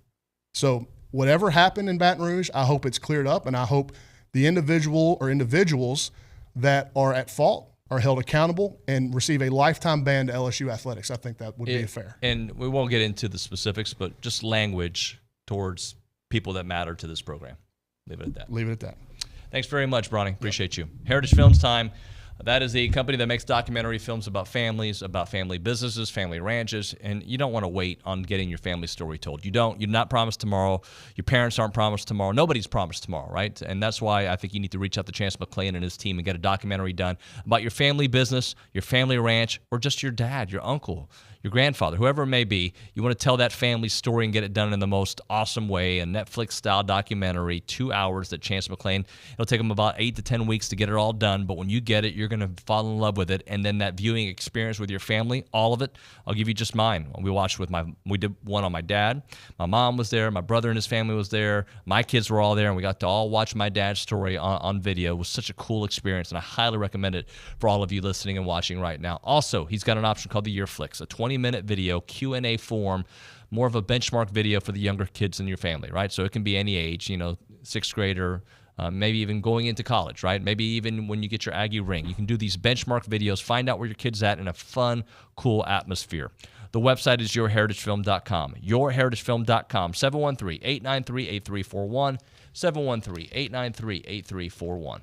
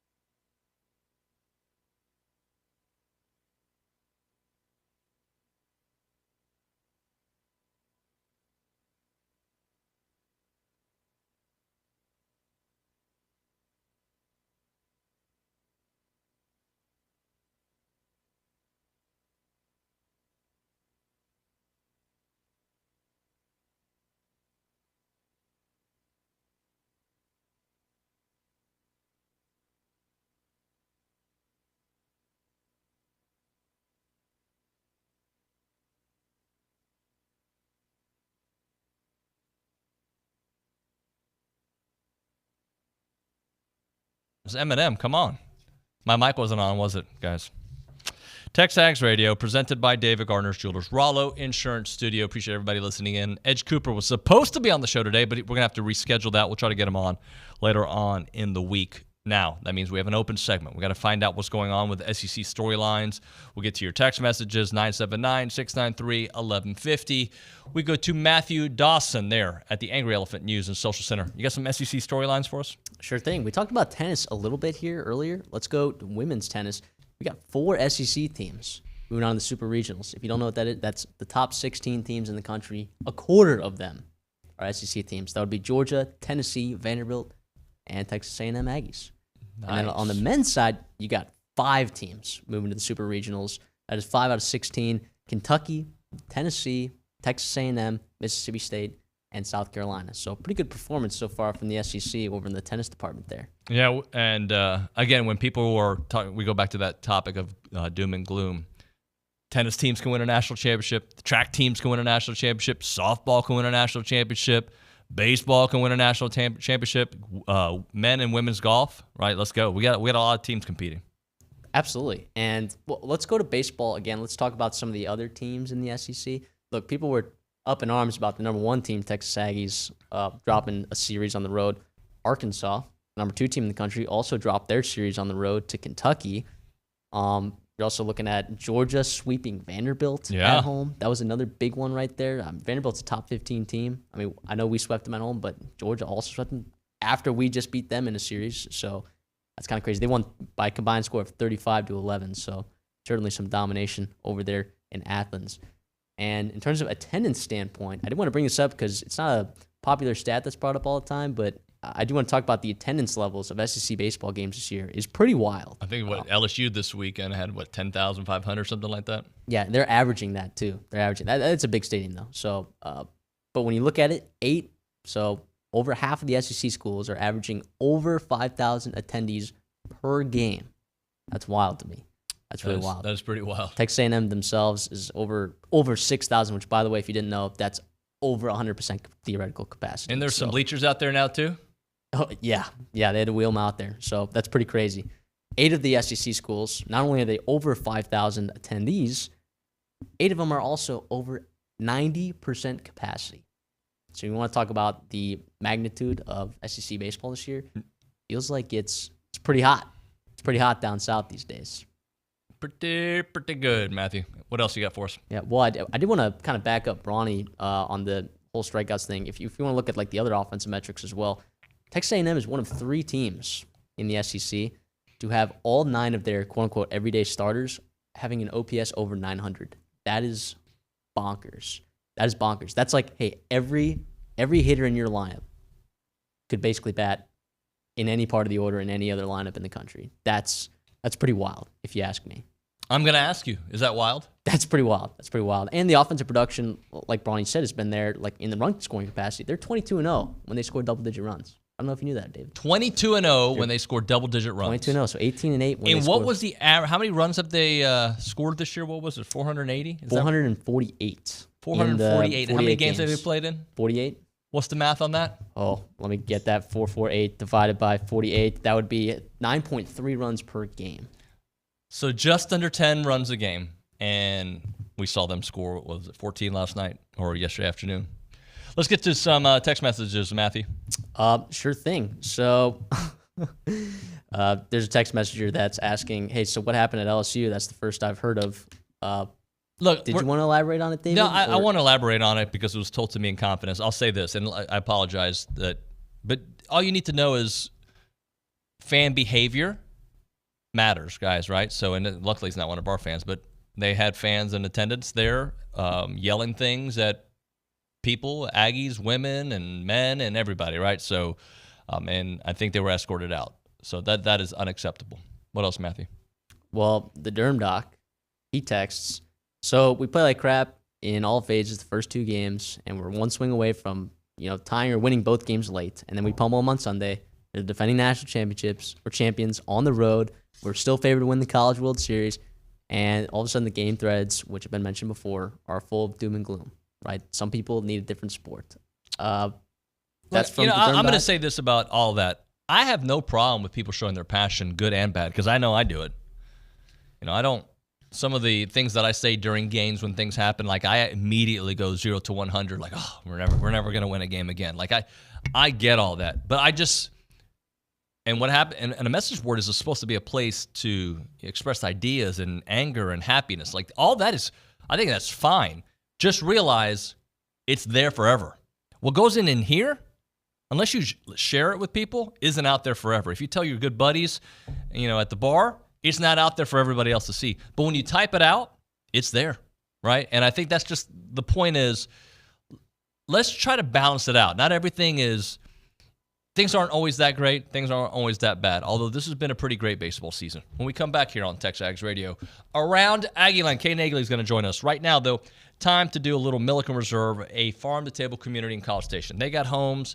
They got trails, they got wide open spaces, and their mission is to build a healthy community around nature. I was just in nature this weekend. Went fishing, hung out, had a great old time with some buddies of mine and the kids. We had such a great time. And Milliken Reserve provides that for people, right? You don't even have to live there. You can just go there. You can go hiking, you can go biking, you can go canoeing, you can go kayaking, you can go fish. You can do it all at Milliken Reserve. It is really a place to connect with each other and with nature, and they've done that for a long, long time. They've got all the animals you can imagine, the white-tailed deer, the songbirds, the rabbits, the turtles out there. Homeowners at Milliken Reserve sharing a legacy of conservation, which means generation after generation, you're coming back to that pristine countryside place. It is a place you go hiking, biking, canoeing, as I mentioned out there. And it's also a place that's got beautiful neighborhoods. You've got the creek, homes on 10-plus acre wooded estates. You got the hollow, homes in a private and gated community. And you've got the meadows, homes at a responsive, natural surrounding, following the lead of early local Texas architecture. You can learn more at millikenreserve.com. That website, millikenreserve.com. Go check it out.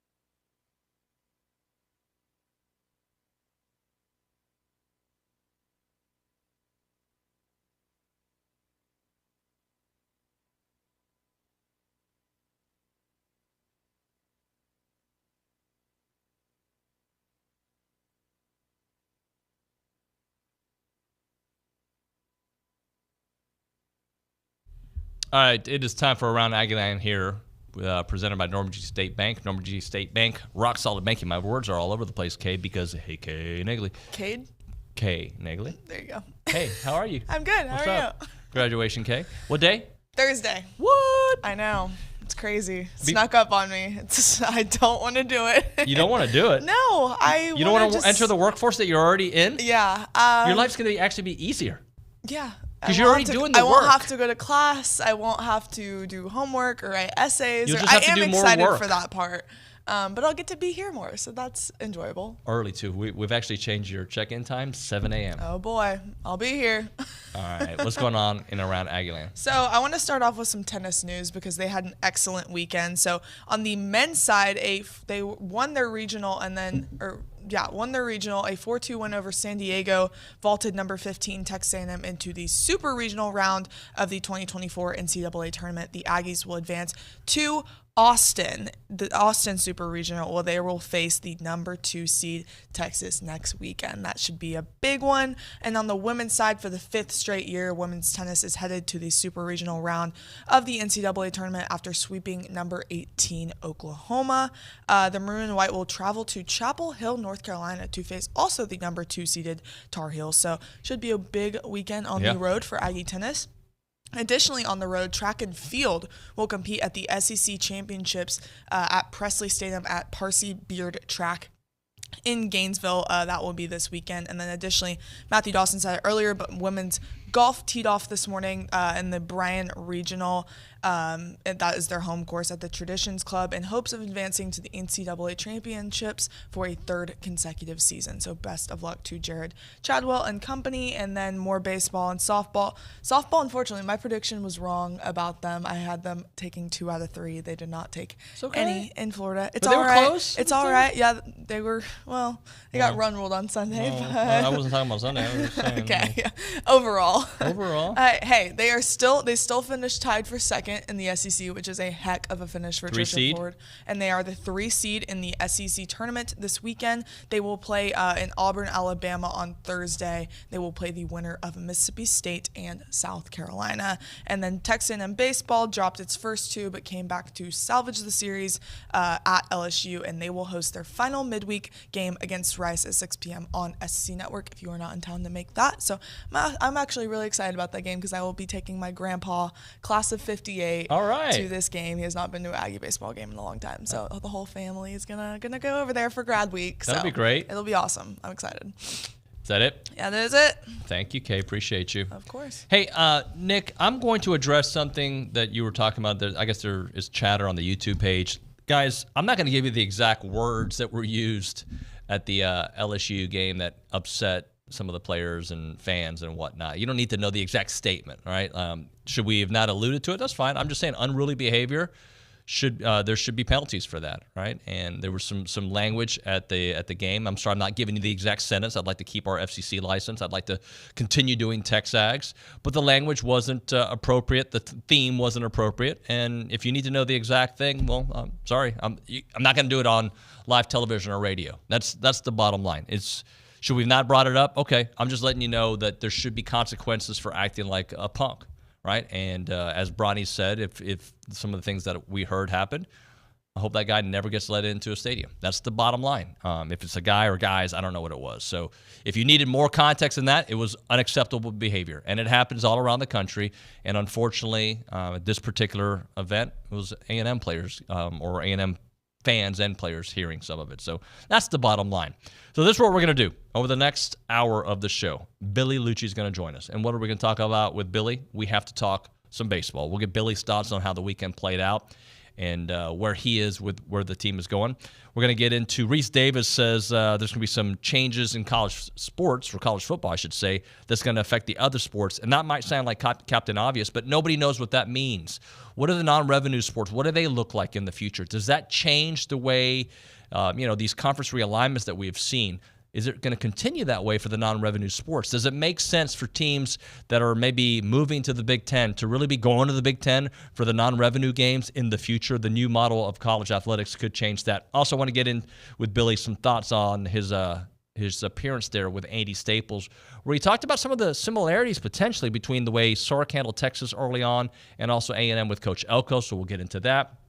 We'll get into your phone calls at 979-693-1150. This is TexAgs Radio, presented by David Gardner's Jewelers, 911 University Drive East in College Station. They got Rolexes there, all the best pieces there for men and women. Stop by David Gardner's Jewelers and meet with a certified Rolex specialist at 911 University Drive East in College Station. Also, the ideal gift for any David Yurman collector, a signature bracelet to add to her stack from David Gardner's Jewelers. The website is davidgardnersjewelers.com. All right, Billy, in the next hour, that and more, it's TexAgs Radio, presented by, as I just said, David Gardner's Jewelers.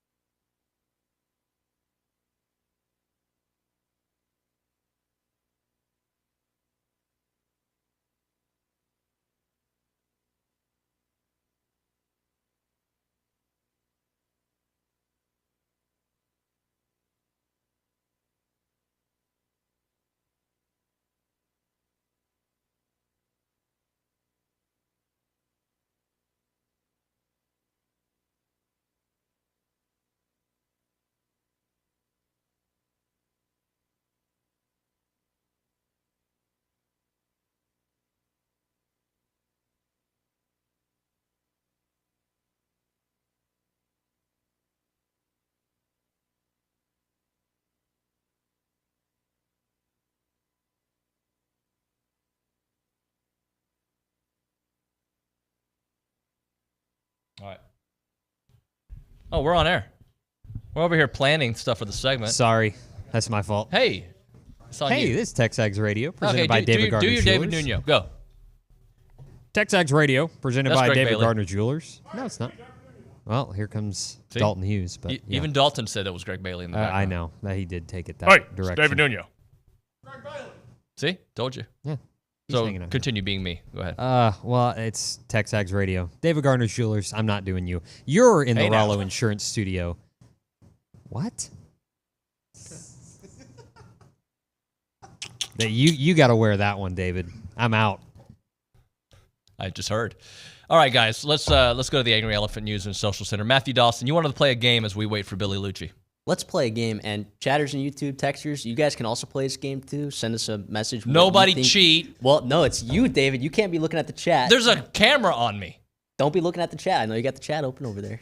Do I have? No. Does this look like the chat to you, Makai? No, okay. He's on the clear right now, but All right. Mac is next. Switch. She's going to be watching you, all right? So, look, what we're going to do is we're going to play, hey. Makai McDonald's here. Guess? She's learning how to be on the Social Center. She's going to be helping out the show, affectionately known as Mac. So Mac will be doing Social Center here very, very soon. Continue on, Mr. Dawson. How well do you know SEC football? I don't. So I'm going to give you a coach, but I'm not going to tell you who it is. I'm going to give you their resume, though, without giving away some blaring details. Okay. And you have to guess who that SEC coach is. All right. I'll give you 2 chances to guess, all right? So, first thing, his teams averaged over 30 points per game. In every season, he was the offensive coordinator except for one. Before coming to the SEC, he won his school's conference division 4 times in the all 4 years that he was there. He also won 2 conference championships in that stretch and conference coach of the year twice. He's 51-26 as a head coach all time, and he has only missed a bowl game 1 time in his head coaching career. And he actually, fun fact, was briefly hired by Jimbo Fisher to be a tight ends coach, but he never actually coached in the game for him because he got hired away somewhere else. Okay. You gave me a lot of information, and the Jimbo thing kind of threw me for a loop because I feel like I should know now. Let's start from the top. All right. He averaged over 30 points per game. As an offensive coordinator? Yes, every season except one. Okay. Before coming to the SEC, he won his school's conference division 4 times in all 4 years that he was there. Okay. He also won 2 conference championships while he was there and conference coach of the year twice. Okay. He's 51-26 all time as a head coach. Okay. He's only missed a bowl game 1 time in his head coaching career. Okay. And he was hired by Jimbo Fisher to be a tight ends coach, but never actually coached in the game for him. I'll give you a hint. It was not at Texas A&M. This is a current SEC coach? This is a current SEC coach. Hugh Freeze. Nope. No. Nope. Okay. I'll give you one more guess. And then I'll give Nick a guess. Can I type? I want to look at the teams. Or can you show me the teams in the SEC? I can kind of go through the heads. Pull up the baseball standings, maybe? Yeah, pull up the baseball standings just so I can look at it. So, I think this is a good one because I didn't think I'd give away a lot of details, but I think some serious ball knowers are going to know some of this. But if I gave away the teams that he coached for, it would. If you give me the teams, it would give it away. It would give it away. I'm having a hard time here. Nick, you want to do Josh Heupel? It's not Josh Heupel. No, it's not Josh Heupel. It's not Josh Heupel. I'm thinking Florida, but no. Just tell me, Dawson. I'm out. I tap. You were so on the right track, David. It is Billy Napier. It was at Billy Florida. Napier. Yeah. I should have gone with my gut. So, and what happened was he got hired to be Florida State's tight ends coach, but Nick Saban knocked at his door and said, hey, why don't you be the wide receiver coach? And, look what happened. Amari Cooper, Calvin Ridley. Gosh, That's what I should have happened. gone with my gut. Goodness gracious. And then, so, of course, he coached at Louisiana before he coached at Florida for 4 years. And he won his division all 4 years that he was there, 2 conference championships, and coached the year twice there. And the only time he missed a bowl game was this past year with Florida. Well, and Florida obviously becomes top of mind because A&M that's their first road game of the year, and we're trying to end that losing streak, right? So that road losing streak, I know we don't have Florida's schedule in front of us, but I remember looking through it and wondering, will this guy last? It is a gauntlet. Do you have it in front of you? I don't have it in front of me, but I know he plays Miami out of conference, UCF, and Florida State, the other big 3 in the state of Florida. That's your out of conference. Well, I remember going through and thinking he may not make it out of September. So I have their schedule in front of me. They open up with Miami, as you mentioned, right? Yep. And Miami is going to be much improved. They've got Sanford. They got A&M. Let's just say for today's purposes, that's a loss, right? They play Mississippi State, and if they lose that one, he is losing his job, right? Yeah, if you lose to Jeff Lebby year 1 in Mississippi State, Yeah. tough. And then you look at beyond that, Central Florida, who's got KJ Jefferson, right? That's where KJ Jefferson went there. And who just transferred there? I forget. The backup quarterback too. If KJ Jefferson goes down, they still got a squad there. So, and then you're on the road at Tennessee. By October 12th, you could have 4 losses easily. Yes. Easily have 4 losses and potentially more. You still have on your schedule at Georgia, Kentucky, at Texas. You host LSU. You host Ole Miss. And then Florida State. I don't see a scenario, even if they were loaded, he doesn't get fired, right? Like, I look at that schedule, I don't see a scenario where they survive all that. See, this might be a crazy opinion. I'm of the opinion that Billy Napier, like, his athletic director just absolutely screwed him with his schedule. I mean, just abysmal. Yeah, sure, some of his staff got hired away. Sure, he lost some recruiting battles late, but... Well, some of that schedule was decided long ago, too, so let's not forget that. Exactly. But it's a tough spot to be in, and, like, here's the thing. If Florida does fire him, like, I know there will be G5, maybe, I'm not sure about Power 5, but there'll be G5 jobs that will be clamoring for Billy Napier to come back to G5 football. Well, sometimes it's all about the fit in the scenario, right? So you can be a really good – we see it all the time, like, in the pro sports where, like, not everybody can coach in Los Angeles. Not everybody can coach in New York. Well, not everybody can coach in the SEC. That's a fact. And you could be a Hall of Fame level coach, at least on the trajectory to be one, and have a little bit of success and fall completely out of favor. Now, I don't know if that has to do with the SEC for Jimbo when I'm speaking of him, or just losing your fastball and not evolving with the game, which is happening to a lot of coaches out there. But, like, sometimes you're just not made to coach at this level or at this, with the scrutiny that is in the SEC. And I think we might see that there with Billy Napier and what's happening at Florida, which is why I think it's so intriguing when people talk about Coach Elko and what he was able to do in the ACC early on, get some early victories. Obviously, the 9-win season started off, like, what he was able to do quickly in ACC football. If you can't copy and paste that mentality, but if you did kind of look at it and try to see the trajectory from an A&M perspective, they will certainly do better than that first topic we had earlier on in the program of going 8-4 being the ceiling for Texas A&M. Something else I wanted to see, and I think we're trying to get Billy. Oh, we do have Billy on line 1. So let's go to the hotline. We'll talk with Billy Liucci here on TexAgs Radio. Billy, we played a game earlier. Hey, good morning, by the way. Good morning, Nuño. How are you, buddy? Hello. Hey, all right, we'll continue. So we played a game earlier where Matthew read some coach's resume, and I had to guess who it was, and I almost guessed Billy Napier, but I did not. And then we kind of went through Florida's schedule and how ridiculous it is. And I made the comment that he may not make it out of September. And he's not the only one in the SEC that could struggle this year. He's not the only head football coach in the Southeastern Conference that could struggle this year? Well, they could lose his job early on. I'm sorry. Because Sam Pittman could lose his job by September or by the end of September as well. Yeah, you're right. I thought you could struggle. They'd line up to tell you who they all think they're going to struggle, and for good reason. But yeah, Pittman and Napier, and I heard Olin say it earlier, and he's right. There seems like there's this like little reverb now, like, hey guys, everybody's been too hard on Florida, so hard and so sure that he's getting fired that now they've moved back the other way, and they seem to be hyping up Florida because of Graham Mertz. They start looking at his numbers and what they bring back. They bring back a lot on defense. And they were improving. That team got humiliated, didn't they? Did they get humiliated in the bowl game this past year by Oregon State? Or no, who was it? Washington State or whoever it was. Florida was maybe that was last year, but Florida was bad this year. And they were competitive in some losses, but yeah, if that game was at Kyle Field, I would say A&M's going to win that game. Now, it's in the swamp, and it's game 3. It's A&M's first road trip. Man, they've got some, and Starkville and Columbia are never easy when those teams are even respectable, and I think that's what they'll both be this year. I think Levy will figure out how to put a good offense on the field pretty quickly there. South Carolina's at least got some sort of, let's just say they've got a competitive culture going, particularly at home under Shane Beamer. So those aren't gimmies by any stretch anymore. But, and State never was in Starkville, but I think the two road games that are really, really tough are at Florida because of the timing of it, and at Auburn also because of the timing of it. Auburn's one of those where I think maybe you want to catch them early in the season on the Plains. Instead, you're catching them in the next to last game.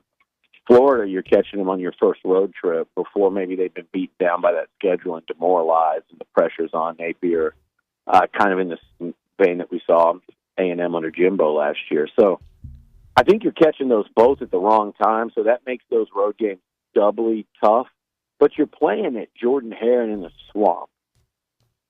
And both those teams do have talent. One of those teams does have a QB in Mertz. I think that's a really tough game for Texas A&M. It's why I think the Notre Dame game becomes that much more important at home in front of 100,000 in the opener. I'm not saying they're going to go lose at Florida, but I think that's certainly one of the swing games on the schedule, where a lot of people would look at that and not think that way. I think real swing games on the schedule, as in swing it from kind of what's expected, which a lot of people would probably expect outside of College Station, 7-5 or 8-4, and to swing it pretty far in the other direction. I think it's games like Florida, Auburn, and Notre Dame's obviously one too, but Florida, Auburn, Notre Dame, Missouri at home is one that not a lot of people talk about because you see LSU, Texas, Notre Dame at home. You got a potential top 10 Missouri team coming to your house. I think the Missouri, Auburn, Florida games are three that really stand out as ones that are going to swing and define how we view this season. And I'm not of the, of the language right now of everyone, saying, oh, watch out for Florida. But I'm also not in that world that, hey, they flat out stink and Napier's getting fired by the end of September. Now, if the Aggies go down there and beat them, yeah, he's in trouble. He's in trouble because of that schedule. And he might not be able to, weather that storm. Billy, the reason we brought up this conversation today was earlier Saturday down south had A&M ceiling as 8-4, and to me that was more of a realistic number, not a ceiling number. But to avoid an 8-4 season, your month of September needs to be pretty clean. Right? You can't afford multiple losses. You can't afford the Notre Dame loss and a Florida loss. No, I think they need to come out of those first, the two gimme games, and then Notre Dame, Florida, Arkansas. You got to come out of that at no worse to me than 4-1. You need to win the Arkansas game again, Bobby Petrino notwithstanding, and you need to at least split those two. It'd be great to come out and win them and be kind of one of the surprise stories heading into October. But I'm just saying you got to go out and win. You got to go out and win at least two of those three to have any hope of having a season kind of Jimbo was 8-4 his first year. But what they did was they beat LSU in a thrilling finale. They rolled in a bowl game. They took the national champs down to the final minute and a 2-point conversion. So there was a lot of excitement in, hey, that it's not so much about the record and with a first-year coach and the start of a tenure, the start of an era, let's say. It's about how they do it, what were they looking like, when the season ended. So those things will all factor in. But when you're talking about ceiling, yeah, I think the ceiling for this team on that schedule, and I look at every team they play and where the games are at, because the teams that I look at and go, man, I think they're coming into the season looking better than A&M. They're all at home. Every one of them's at home. So, and they're not like a lot better. This is not like vintage Nick Saban, Alabama, or 2019 LSU or Clemson coming. I mean, we're saying these teams on paper look a little better than A&M coming into the year. LSU, Missouri, or Dame even. Although I think the Aggies will win that game to open things up. But those teams on paper look a little better. Texas is going to be noticeably better on paper. I think they're a little overrated, but I think they're going to be a really good team. All those games are at home. So if you broke down every single game today in May, I'd say Aggie should have a chance in all of them. The biggest gap will be a Texas team that should be ranked in the top 5 to enter the season. And I think, again, a little overrated. I think they're probably a top 10 team. And they're coming into Kyle Field, and it's that renewal of that rivalry. So that's a great equalizer. What I think, though, with what the Aggies have returning, it being the first year of a new regime, a new era, a new culture, and that schedule, I think your ceiling's probably like 10-2. I think you're being naive if you think they could run it and never stub their toe on the road at those places we talked about and rip 4-0 at home against potentially 3 top 10 teams. Any of the 4 could end up top 10, but let's say 3 top 10 caliber team. I think that's just a big. I don't think that's the ceiling. I think a ceiling would be like 10-2, and then if you do that, you'd love your chances in a New Year's Six bowl, because that would mean you probably got a great year from the quarterback position. Your O-line was better than expected, and I think it would mean you had a terrific defense. So, yeah, to me, that's the ceiling. I think the 8-4 thing is, if you look realistically at the schedule and broke it down game by game, you go, man, it's going to anything above 8-4, and they've had a hell of a year. That's how I look at 8-4. Billy, if they go 9-3, to me, that's a hell of a year. Billy, I wanted to ask you about something you said on Staples' show. Are you close, or do you want to do it on the other side, or do you want to do it here on the air?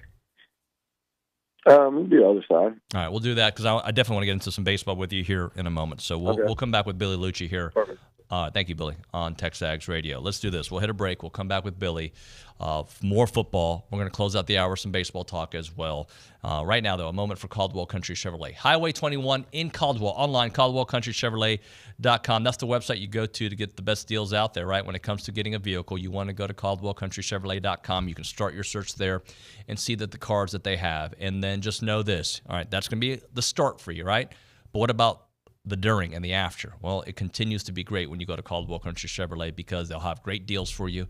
They have great trade-in value, and their customer service lasts the entire time you're there with Caldwell Country Chevrolet. We're talking before, during, and after the process with their complimentary pickup and delivery of all of their service customers. But when it comes to buying a vehicle, you want it to be stress-free. You want to get a good price, and that's what they're going to do for you there at Caldwell Country Chevrolet. There's a reason that R.C. Slocum goes there to buy his vehicles. There's a reason that Aggies all around the area have been going there for a long time.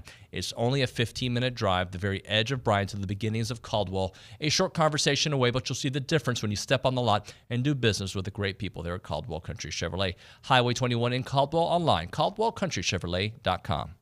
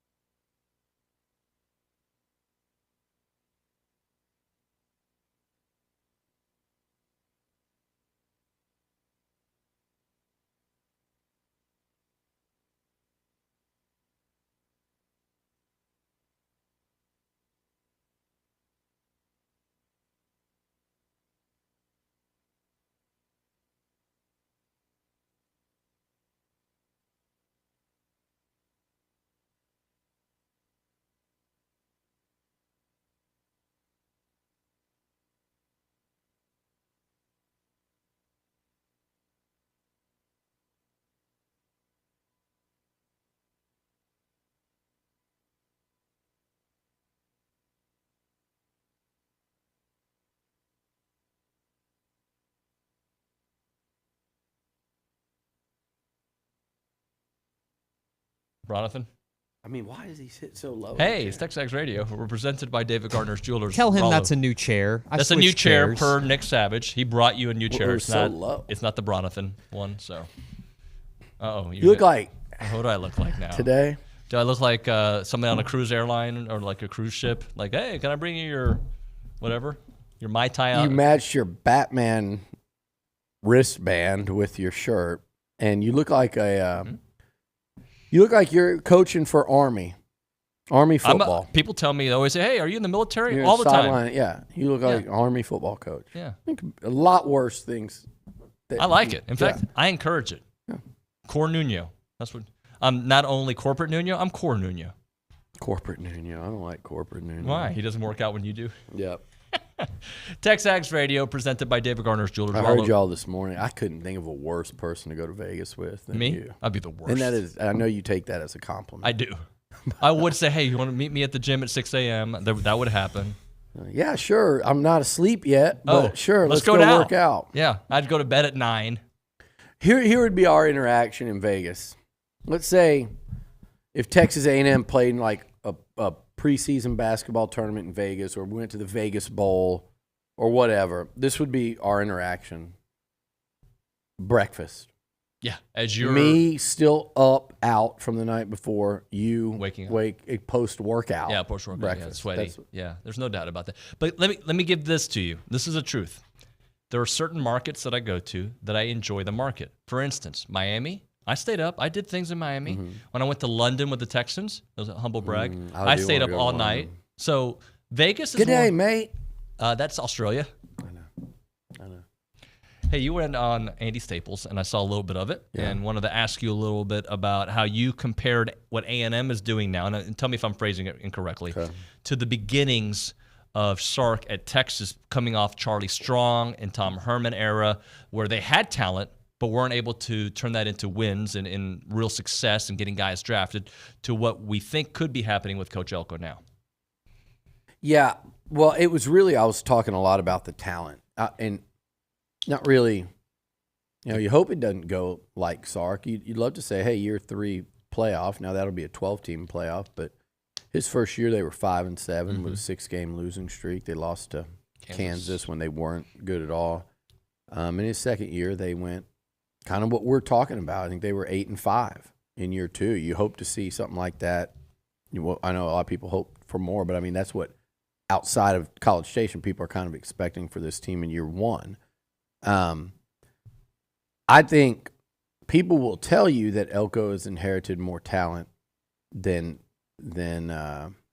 Sark did from Tom Herman. Probably slightly, but not what you think.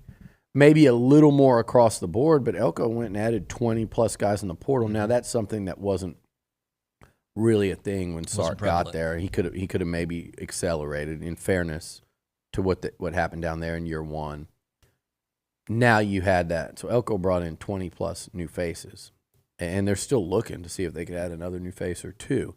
So not apples to apples, but in terms, I'm saying, of what they inherited is what I was talking about. Like, Sark turned some of those guys that were on campus when he got there into high-round draft picks that played a big role in their turnaround.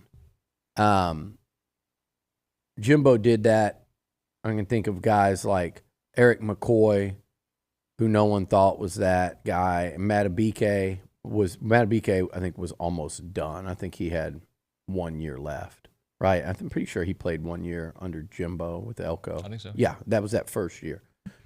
So that one is a little different, but Elko's going to look to do that with Shamar Turner. Maybe even Shamar Stewart, if he can play well enough to warrant leaving. So there are guys that Elko will try to do that with as well that were good players, but to kind of take them to the next level. But then there's those ones like who is on campus that's got a couple, 3 years left, let's say two seasons or more, that they are going to develop and turn into those kind of cornerstones of the turnaround. Because there is enough talent here to do that and have some guys that are young that could be high-round draft picks. I talked about the other day. There's not many outside of Shamar, both the Shamars, that in this year's draft you would think would have a chance to be high round picks. Nick Scorton, but that was an Elko recruit from the outside. There aren't many. But then you look younger, and we don't know what Connor Wigman's ceiling is. We don't know what a Marcel Reed, if he ends up, down the road being a starter. Again, I think this is a healthy Connor's year. I do. I really think that he could have that year that he looked like he was starting to have last year. But I also look at Marcel Reed, and I see that talent. I see a ton of potential there. I see Reuben Owens, Le'Veon Moss, a lot of talent. There's a couple of those linemen that people just don't realize yet. Trey Zunes, maybe I should mention him as one of those veteran types. But Torian York, can Noah Thomas emerge? I think I saw a thing I thought was a disservice to him where they had him a first-round draft pick. CBS That's had stupid. that. Whoever did that list, buffoon. Not because of They also had Denver Noah. They Harris. just had some really ridiculous things on there. Yeah. Evan Stewart, that high. Like, these guys haven't proven anything. Certainly Denver hasn't, but even Noah and Evan, they haven't I don't even proven think Scorton was on there. to be put that high by the media and presented as someone that has a clue what they're talking about is just wrong. I think Noah has that potential, though. He can stay healthy, stay in the weight room. I think he's going to have to get stronger in order to get off SEC corners. That's going to be that'll be the test for me to say, can he have that breakout year? Defensive, Bryce Anderson has really embraced the new culture and the new coaching staff. So could it be a guy like Bryce? So there are plenty of young ones on there. DJ Hicks is another one on that D-line. So that's the comparison I'm making. I do see underclassmen with a ton of potential that are here. And I see a couple of veterans that, hey, you could go that Matabike or McCoy route where they just play a year or so and then they're out as a high draft pick. All right, let's talk some baseball when we come back here on TexAgs Radio. Got a lot of stuff to get into with Billy over the weekend and just looking ahead. Right now we're talking Costa Vida. Say hi to Holly out there. If you go to the games, obviously you can find them at Olson Field down the third base line. They've got some great food items for you to pick from. Chili lime chicken, sweet pork burritos, chili lime chicken again, and sweet pork baja bowls, chips, queso, key lime pie. It's just a great place to go. But if you go to the actual location there in South College Station, make sure you look at the home run combo out there that they have during baseball season. That's what Jace Lavalette loves to get, and Ryan Targach as well. The home run combo is an entree with sweet pork enchiladas smothered in house-made queso with rice and beans and a large drink. You can get that for $11.99. They are Aggie owned and operated. You can find them at 4501 Mills Park Circle in South College Station. They are fresh mix done the right way where every ingredient matters. Get yourself some quesadillas there, some tortilla soup, the great salads that they have out there. It is Costa Vida in South College Station, 4501 Mills Park Circle in College Station.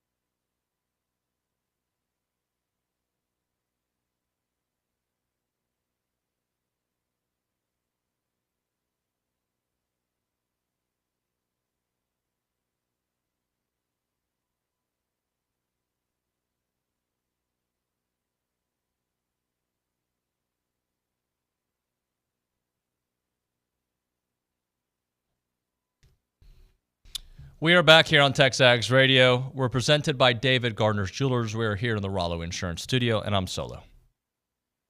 Billy had to go have a meeting in the lobby to make fun of people or whatever.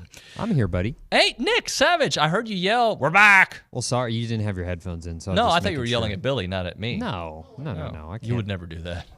You would not cross that line. You know better. So we'll talk some baseball with Billy because I think he'll have some interesting thoughts on the weekend because sometimes you got to be a little level-headed, and nobody's telling you what to write on the message board, guys. But whenever you type something on Twitter, on boards, or you say it out loud, like there's part of a healthy discussion is the back and forth. No, you're looking at that wrong. No, you're looking at that right. No, you wouldn't say no in that case. You're looking at that right. I see where you're going with that.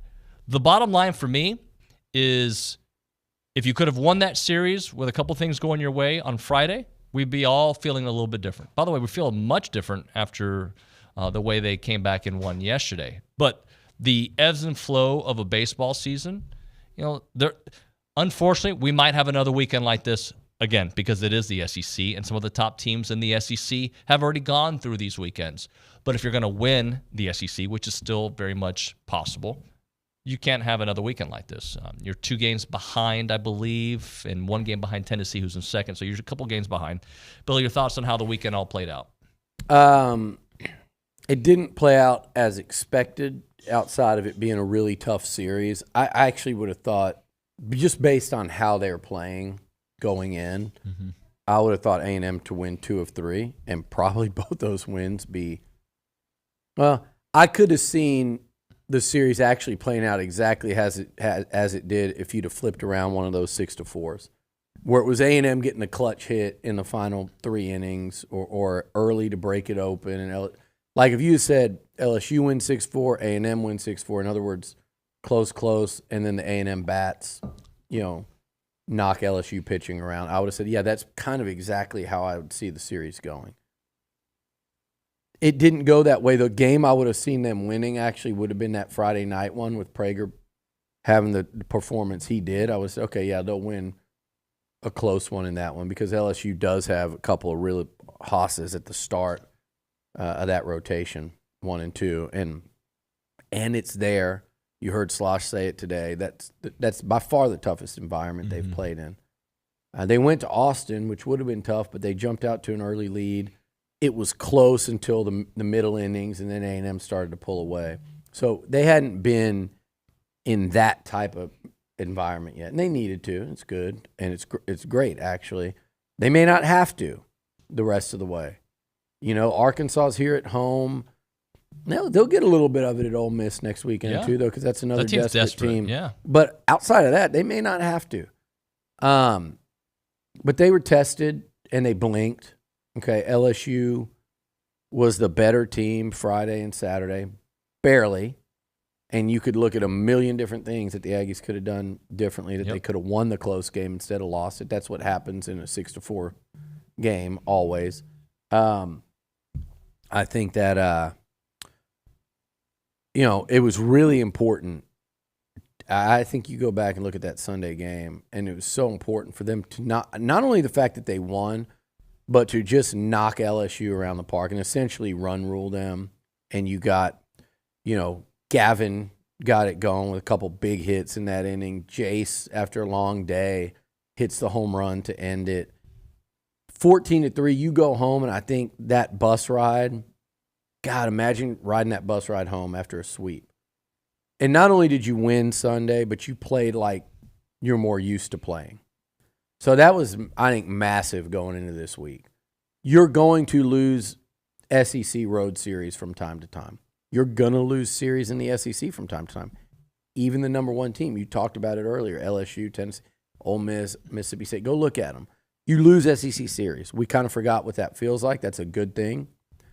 You don't need to go get swept on the road. A&M, till the middle innings yesterday, it looked like that was a very real possibility. I think that would have been a lot more concerning than to say, hey, they lost 2 close games, played some of their worst baseball. They played uncharacteristically bad baseball. Billy. It wasn't like they stunk. No, but they struck out a lot against really good pitching, and they made a couple of, key fielding mistakes that cost them a game. But they hung in there. They were in the final at bat with a chance to win it. So it's not concerning outside of whatever you were already concerned about. This is not this is not like if you told Slosh and his staff and all those players, like, hey, let's get this team together and show me a team that has no weaknesses and no concerns. That was probably Tennessee 2 years ago. You saw where they got. That's right. Certainly wasn't Ole Miss. Show me that team. LSU last year was closer to that. Guess what? They lost 10 SEC games. They were closer to that perfect weapon. Now I would put this A&M lineup against that one. But they were closer to that team with Skeens, at the top dealing to say, man, who the heck's going to – how could you ever beat them in a 3-game series? Again, that was Tennessee a couple years ago. There are teams that fit that mold. Some of those Vandy teams that won it look like that. When Vandy won it, did they win it back-to-back or they won – that was South Carolina. But whatever. Some of those teams, A&M, we've known that they're not that. But we also know that team isn't out there this year in college baseball. It's just not. So everybody was saying Arkansas is that team. They've slid down to number 5. They've lost multiple. Is it 2 of the last 3 series? Yes, maybe. they have. Yeah. And that's not. They can overcome that, no problem in the postseason. But it is this. We knew this wasn't the perfect team. We knew there were questions outside of Prager, like, hey, who's going to step up and be the second starter? The third starter, the fourth starter if you need them. We knew those things. We knew that, this is a lineup that will strike out some. We didn't see them like they did this weekend. I think you'll see them bounce back. Remember earlier in the year they were striking out a lot I don't even remember who they played, like the Rhode Islands and the Wagners. Kind of going, man, that's a lot of strikeouts for going against that pitching. I think they clean that up in a big way this weekend in Oxford and start hitting again. It's not the perfect team, but that team isn't out there this year. They're as good as any team in the country. We've got 50 games worth of evidence to tell you that. So I'm damn sure not going to focus on 2 games that happened on the road in Baton Rouge against a desperate defending national champ. Think about it like this, too. Braden Montgomery has never seen a stretch like this, right? Not since being an A. He's 0 for 18, his last 18. You have bases loaded with a chance to get some magic going Saturday, and you strike out 3 straight times. Your fielding at times this weekend was not good. Yeah. You had 2 pitchers not go beyond the 3rd inning. So all those things happen. That's my bigger concern of anything. Like, I'm not concerned about Braden Montgomery. No, he'll be fine. Hell, of course I'm not. It's baseball. And sometimes it's like, I get I was frustrated, and we have like, you talk to your friend, like I'm sitting there going, they're looking like a team that's going to get swept. They look like that you're just they're booting the ball, and you're exaggerating it in your head. They got no momentum. Now they're down 3-0. That's what you do. Like if you and I were sitting there watching the game together, you're sitting with your buddies, you're like, God, but you don't really. You might believe it for that game, but if you do, then you just throw out everything you've seen in 50-plus games. You're just making the choice to throw it away.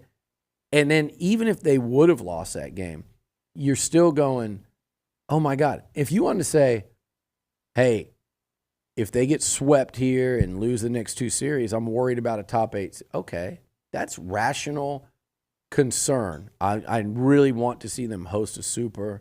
I don't think a team can come into Bluebell Park and beat. That's like, we need to win this game. That's why these losses are really frustrating to me.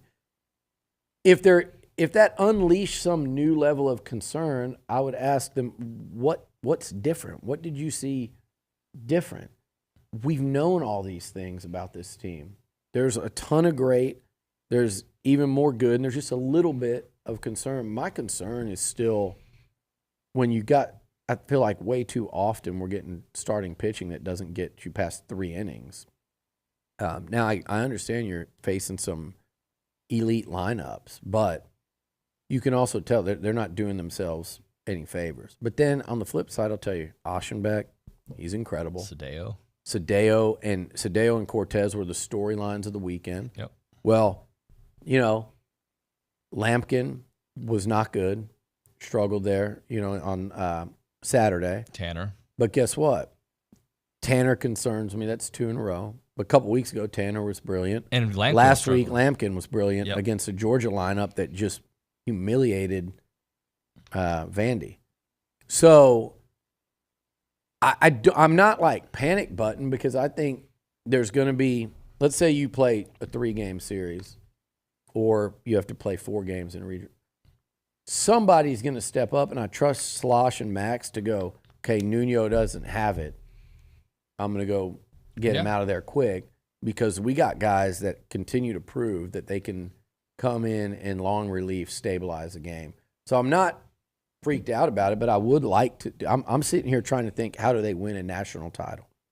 That's where my mind's at. Billy, let me ask you this. Let me say, my mind is not at, I'm scared of them losing in a regional. I know they could. I know better teams than A&M lose in regionals. We watched it when Texas A&M didn't play the number 1 overall seed in North Carolina, I think it was, and played Davidson, the 4 seed, because Carolina lost their regional to Davidson.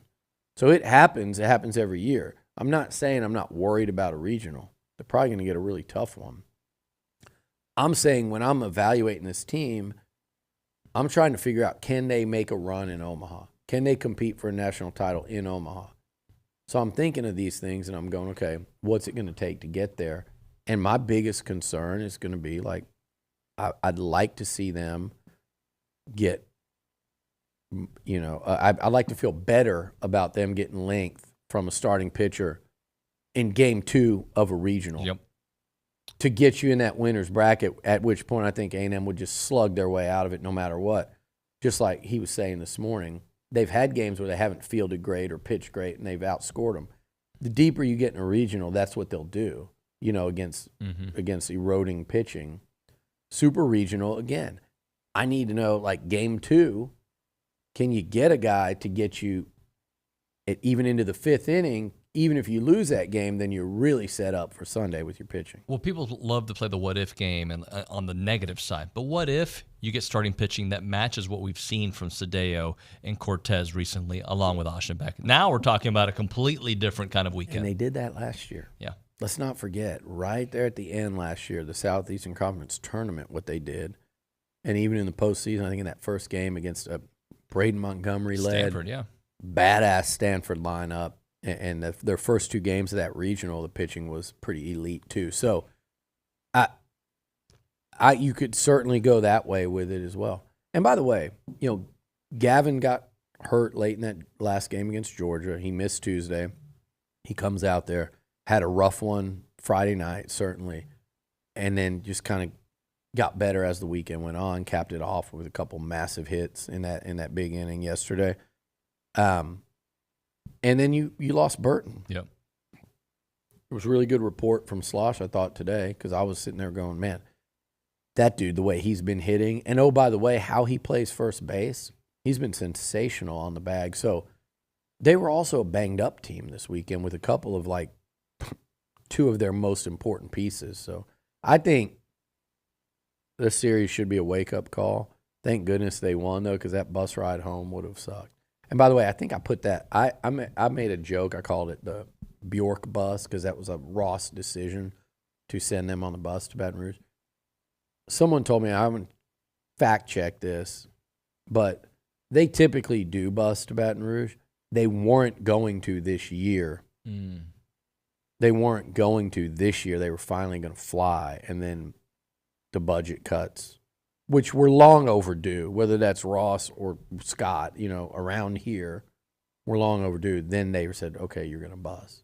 But regardless, that's a long bus ride, and it would be an even longer bus ride home. All right, got to hit a break here. We'll come back with one little short segment to close it out. Right now we're talking Rollo Insurance, the official insurance provider of TexAgs Radio.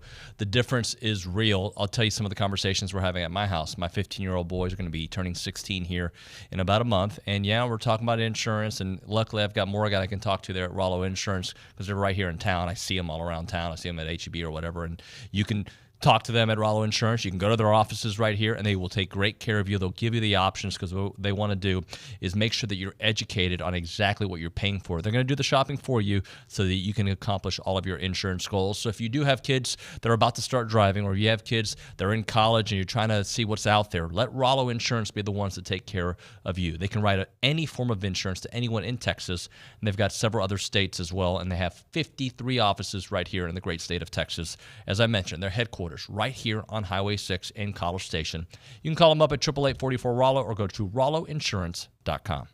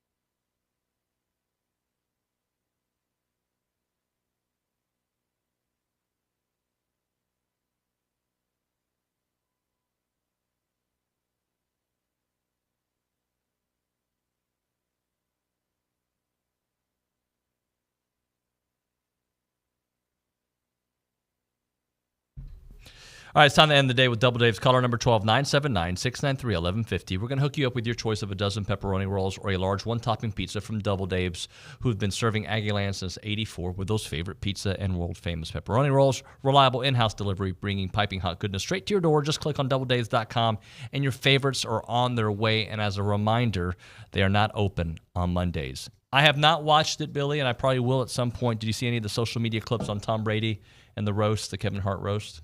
Yeah, it was pretty funny. Was it good? I saw yeah, one. there's some good stuff in there. I saw when he got mad. We almost had a Chris Rock situation there. That was he's good. protective of Robert Kraft and his massage. Was he actually mad, you think? Or I think he might have been. Yeah, he looked mad. Yeah, I think he might have been.